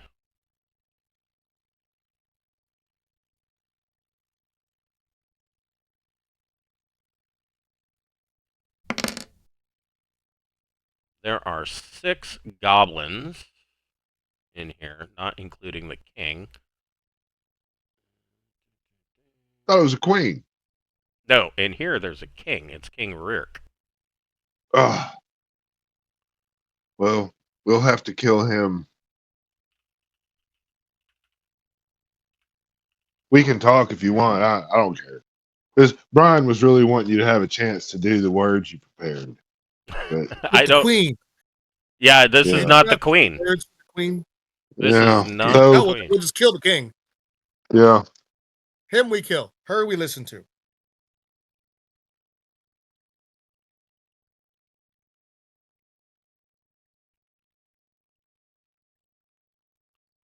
And then. See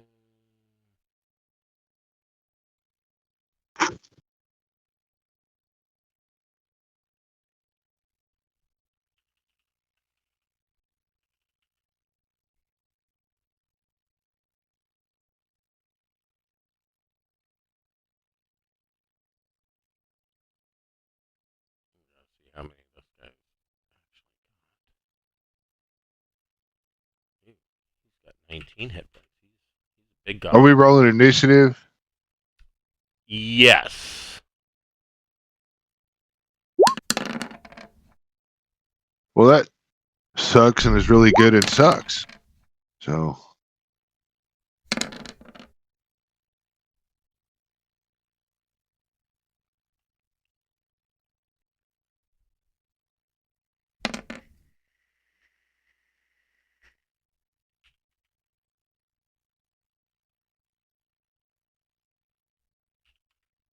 God damn it.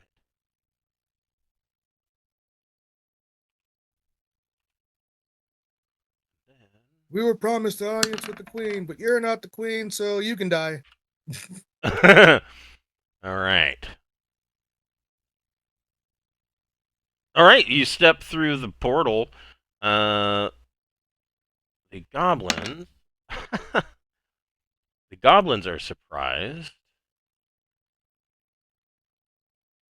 King Rick We is popped not. in behind him, right? Yes, King Rick is not yeah. surprised. Is not going to be surprised by any of this. Malachi, what are you doing?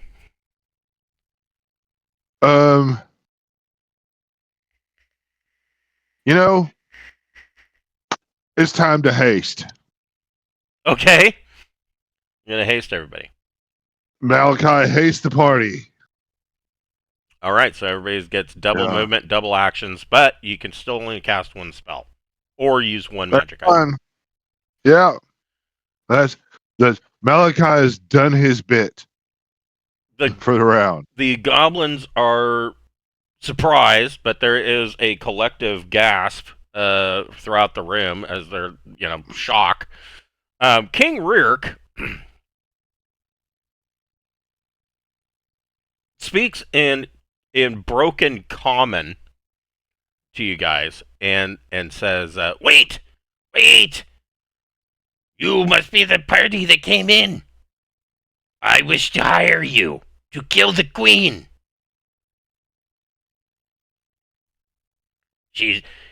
My spies have already told me that you were contacted by her consorts."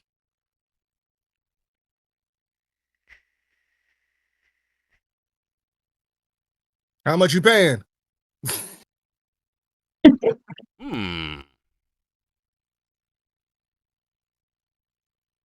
That's a good question. How much is he? He has the potential to pay quite a bit. I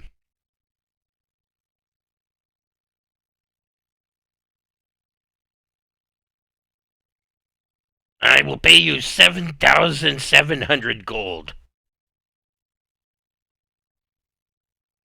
I look at Borman. Borman's invisible. But I speak out to the now invisible Borman, who I know is invisible. Is it worth it? If not, backstab him. I mean, can he show us the gold?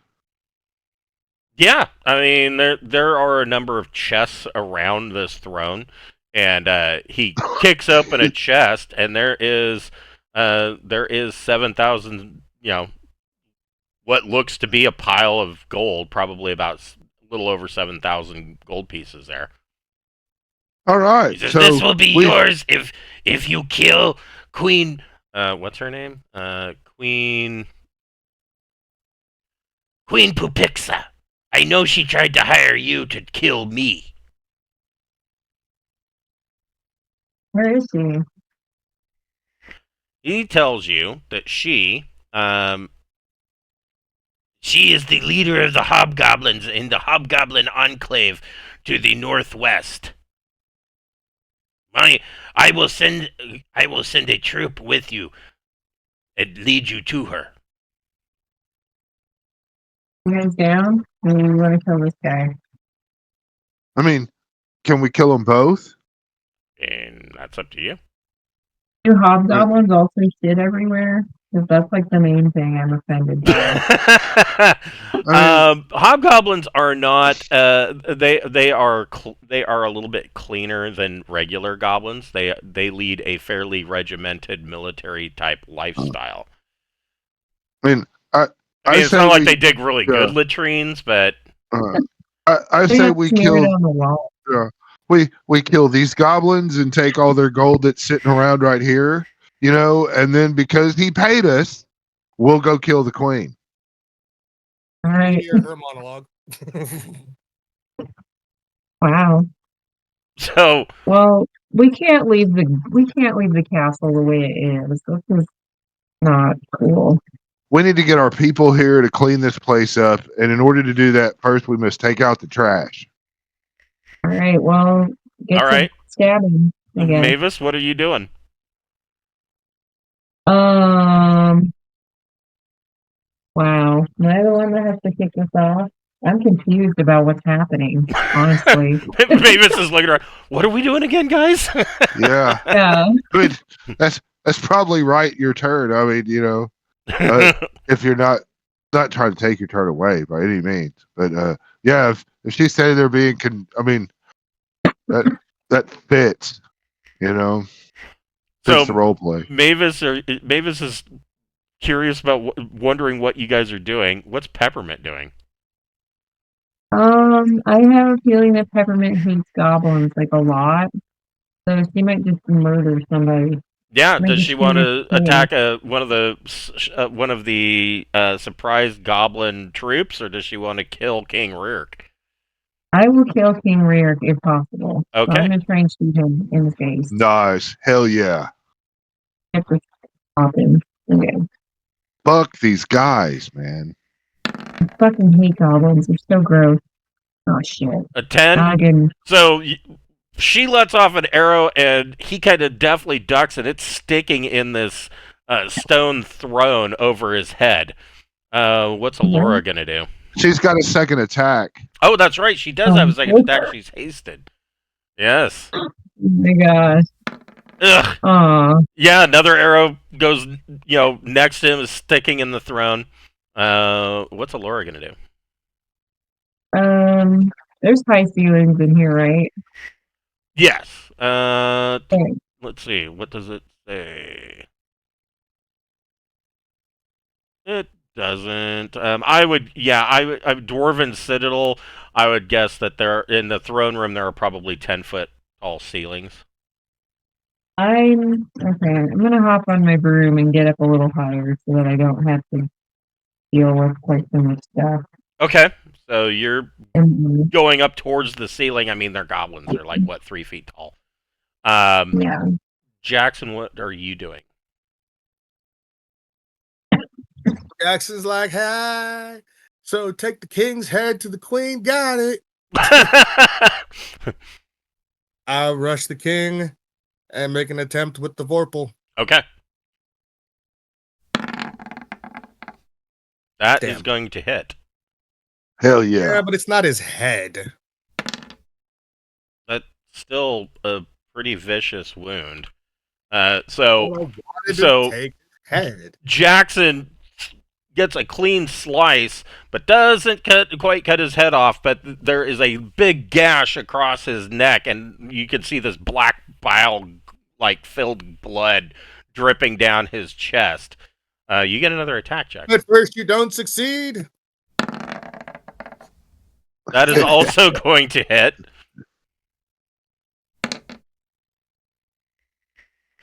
God, for another 6. Yeah. So this time you do a slice across his chest, and more of this blackish blood is flowing out. The king.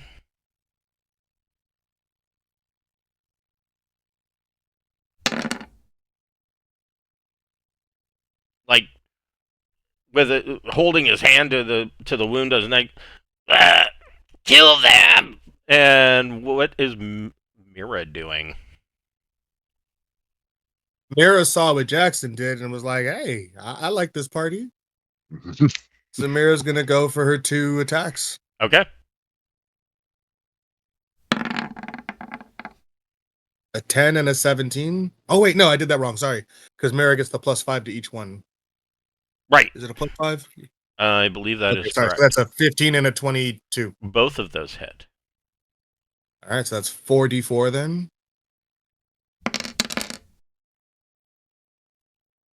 Okay. Mira shreds King Rirk, and he is just torn apart on the throne.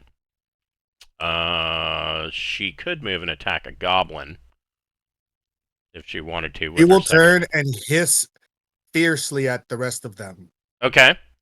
What's Dentry gonna do? Gentry, being the noble knight that he is, will hold up his sword and say, "Your king has fallen. Kneel or face the same fate." Hmm. Hmm. And he's a knight. He's got to at least give them a chance. Yeah, roll 2d6 plus or minus your charisma roll. 2d6. I think that's -1 because I have a minus to charisma. Yeah. Okay. So 2d6 -1. 10. 11. 10. Or 10. -1. 10. Yeah. So Pretty good though. they are still in a state of shock. I mean, not only are they surprised by your sudden and inevitable betrayal, but they are now shocked at the fact that their king has just been murdered in front of them. Is Dentry doing anything else?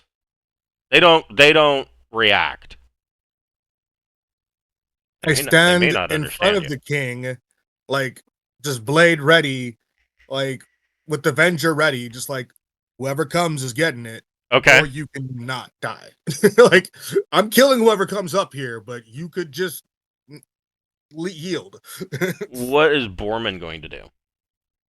Foreman, being hasted, is going to put the mirror into the bag of holding Okay. so it's safe, and then he's going to begin taking the gold. Okay. So there is so that does not break your invisibility. One here. Not really going to speak. There's gold. That is what we've came for. Is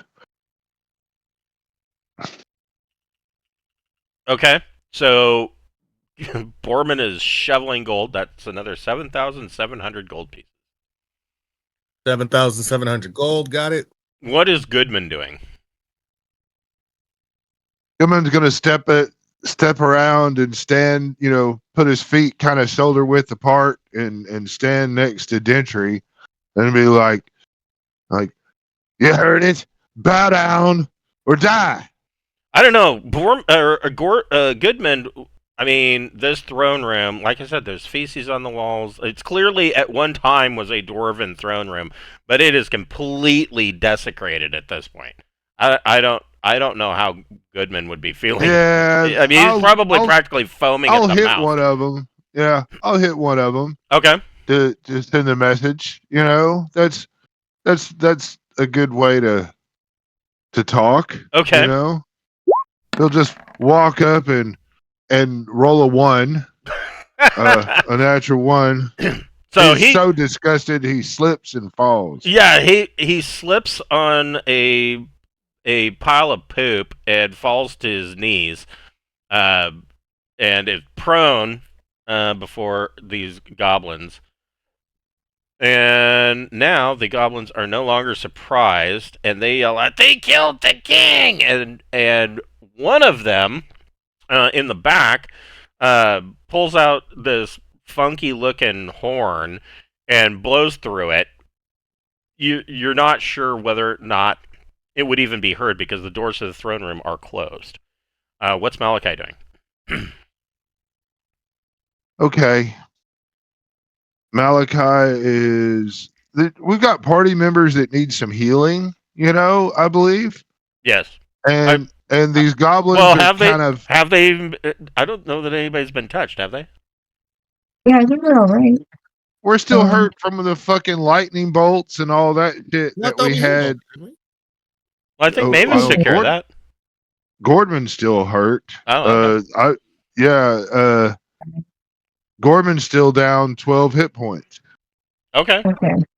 So, Good to know. but I mean, there in theory, Gordman's kind of close to these goblins because he stepped forward, and so hopefully he'll be within 10 foot of them.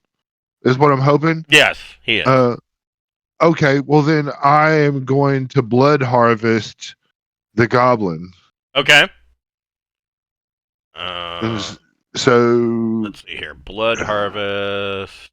Here it is. that's in the Creature. He needs to make a save versus spells. I doubt he succeeded. He did not succeed. He failed miserably. So roll a d4 for damage. 1d4 per 2 levels of the caster. Right. So, and this is an area of effect damage thing, I think. The would animate, investigate through the body, eyes, nose, and around fingernails, falling through the to invenerate them and allies. Causes a single creature, but yeah, okay, all allies within 10 feet right can gain back. Yeah, you're right. So here we go. I'm gonna do. Oh, this is a D4. So D4 per 2 levels. Yeah. Yeah, so 12 points of damage. Okay, so yeah, this goblin just starts to boil out his blood, and it goes into whoever needs it. So and then Gordman's going to be healed for 6 because he healed for half. Correct. And anybody else kind of in that general area that has damage can. Yeah, anybody who has damage can get 6 hit points back. Yeah. So it's it feels good and wholesome as the life force leaves the the goblin and enters your body with healing goodness. I don't know that goblin life force would really feel good and wholesome, but the necromantic ways of my healing probably don't feel great. Right, I understand. I would think not. Yeah, so, it's like blood leeches leaving the fucking goblins and entering in your body as they regurgitate the life force into your veins. One of this Goodman's going to get attacked by a goblin. He is prone. Okay. So they get a +2, and that's not going to mean shit. And the second one is going to attack Goodman for 14. I don't know that actually gets No, I'm at 21. 2 goblins are going to run up on Dentry. Yeah. Okay. Nat 20. Ooh. He is you do what you do, bro. He's going to hit Dentry for 6 points. Okay. The other goblin is going to swing. Dentry gets his Venger attack. Yes, he does. I was like, I'll take your damage. It's cool. A 13 hits. Sorry, damage. Yeah, 13 hits. 7 damage. Okay, and so the one that hit you with the nat 20 dies. The other one swings on you for an 11 and misses. So you get to Venger hit. Oh, holy shit. That's max damage. You don't even roll. 13. Yep, max damage. You kill the other one that swung on you. And Anyone else feel like dying for the cause? the last one is going to attack Mavis Okay. and miss with a 9. All right. Yeah. Mavis, you are now in melee combat. What would you like to do? I'll swing with the warhammer. I got 17 to hit That is a hit. for 6 damage. And you crush this goblin's skull. And then I get a second attack, right? Yep, you can move over, you can run over and smack another goblin. I can try. I got 8. I don't think that hit. No, that is a miss. Peppermint. All right. Peppermint's gonna do some swinging too.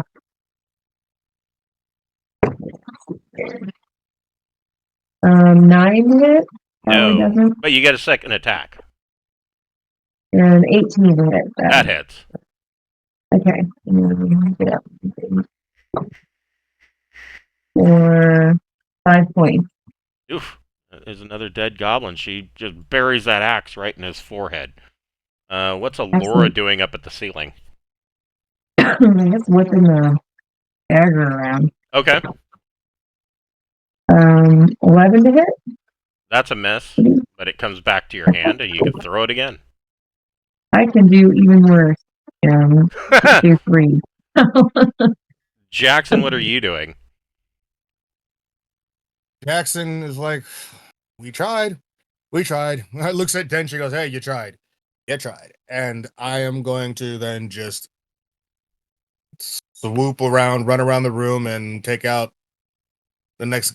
There's only one goblin left, right? Yes.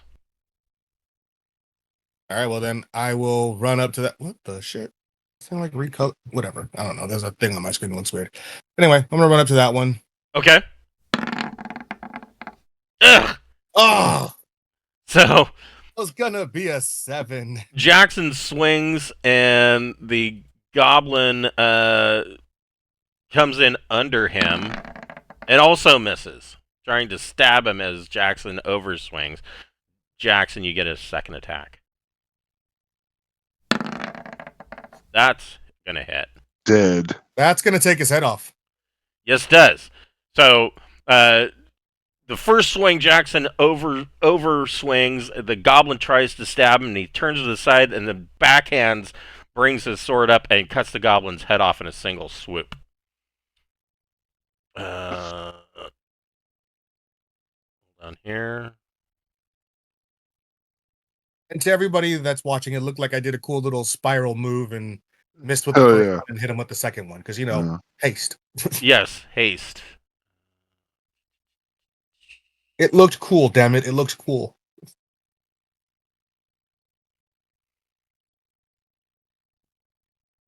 There is additional. Now we go find the queen.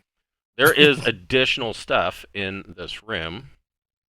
yeah, there's more treasure chests. That was just what he offered up. Right? Yes. Yeah. Hell yeah. Entry will say, "Why do they never have the honor to just know defeat?" So. Table F. We are amazing. No, I need to. We are. In addition, there is an additional 6 platinum pieces on the corpse of King Rick. 6 whole platinum. But hold on.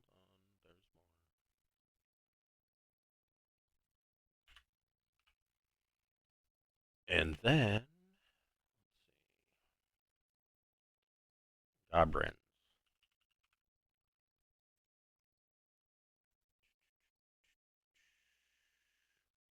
Our table R and or C. And it's going to be C. They're at home. 1, 2, 3, 4, 5, 6. 6 rolls on table C. Who wants to make the first check? That's an 88. Nothing on that one. Second check. Nothing on that Cameron's one. always second. Third check. You see, it's because we tried to do it the right way. We should have just murder hoboed. Nothing Yeah. on that one. Fifth check. There you we go. Hey! An Ot 3. Okay. So it says...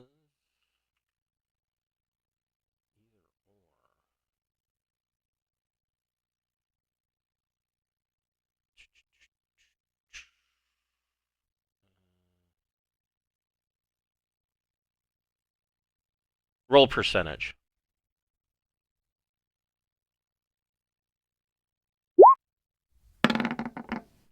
36.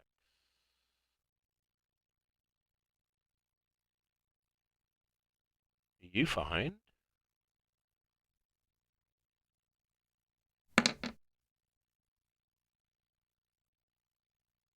a suit of +2 plate mail.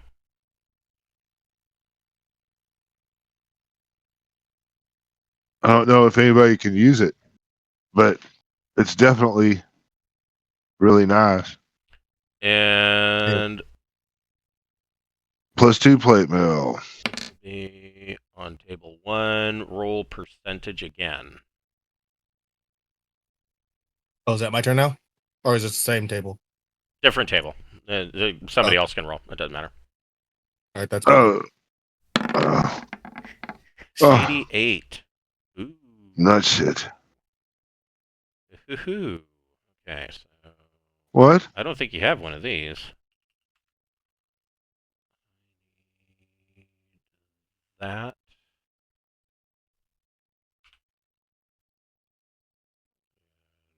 I'm going to put this into your journals.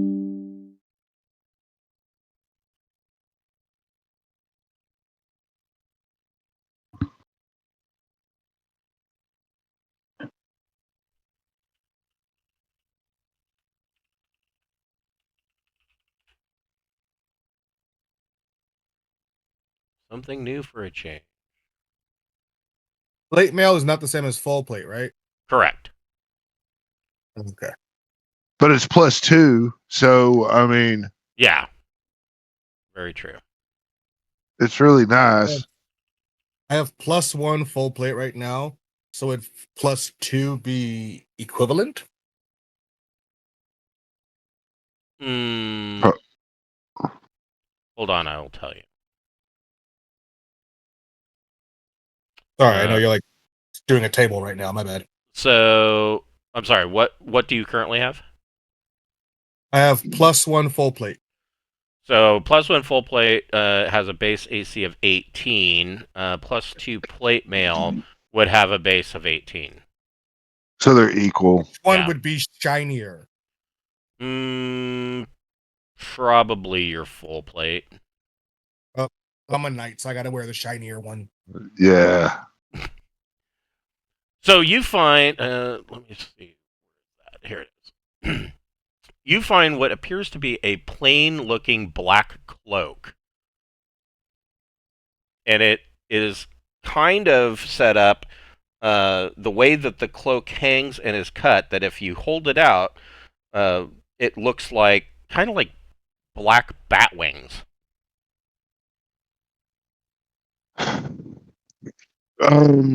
Can I do an intelligence check? Sure. Yeah, you smoked that. Yeah. It is a cloak of flight. Cool. And there it is. Awesome.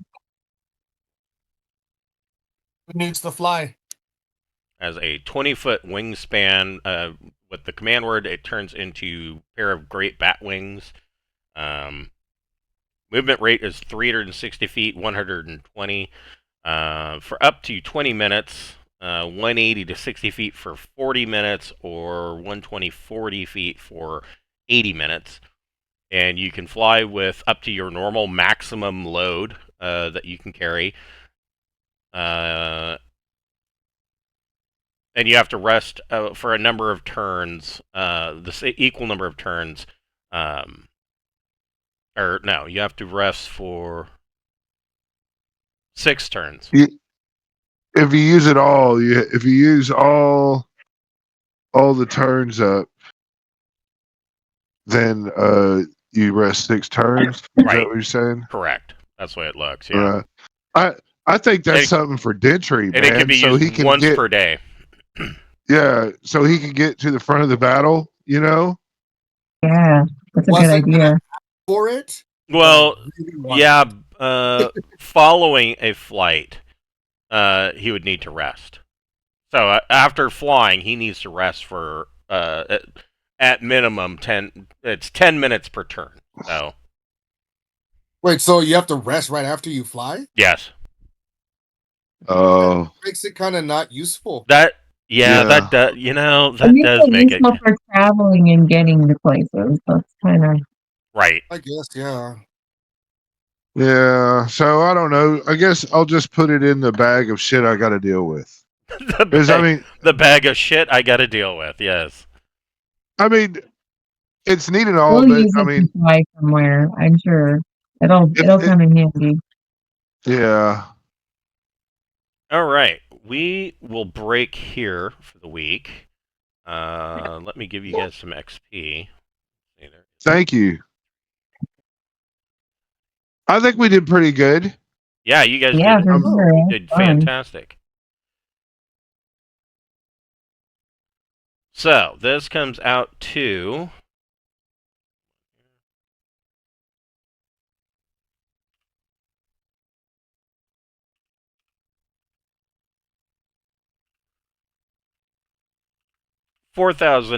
$4,831 XP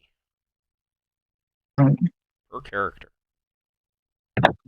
That's That's a good one. That's almost half of what Jackson needs for his next level.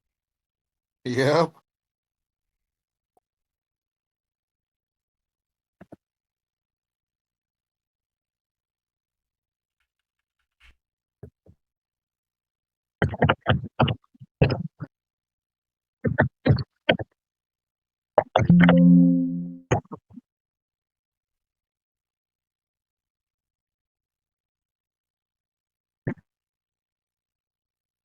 All right.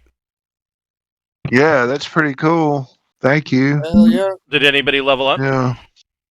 I don't know yet. Night I'm is still. You have to- Close to my night.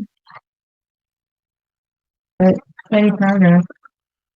All right. Well, we will pick this up next week at 12 o'clock on Saturday.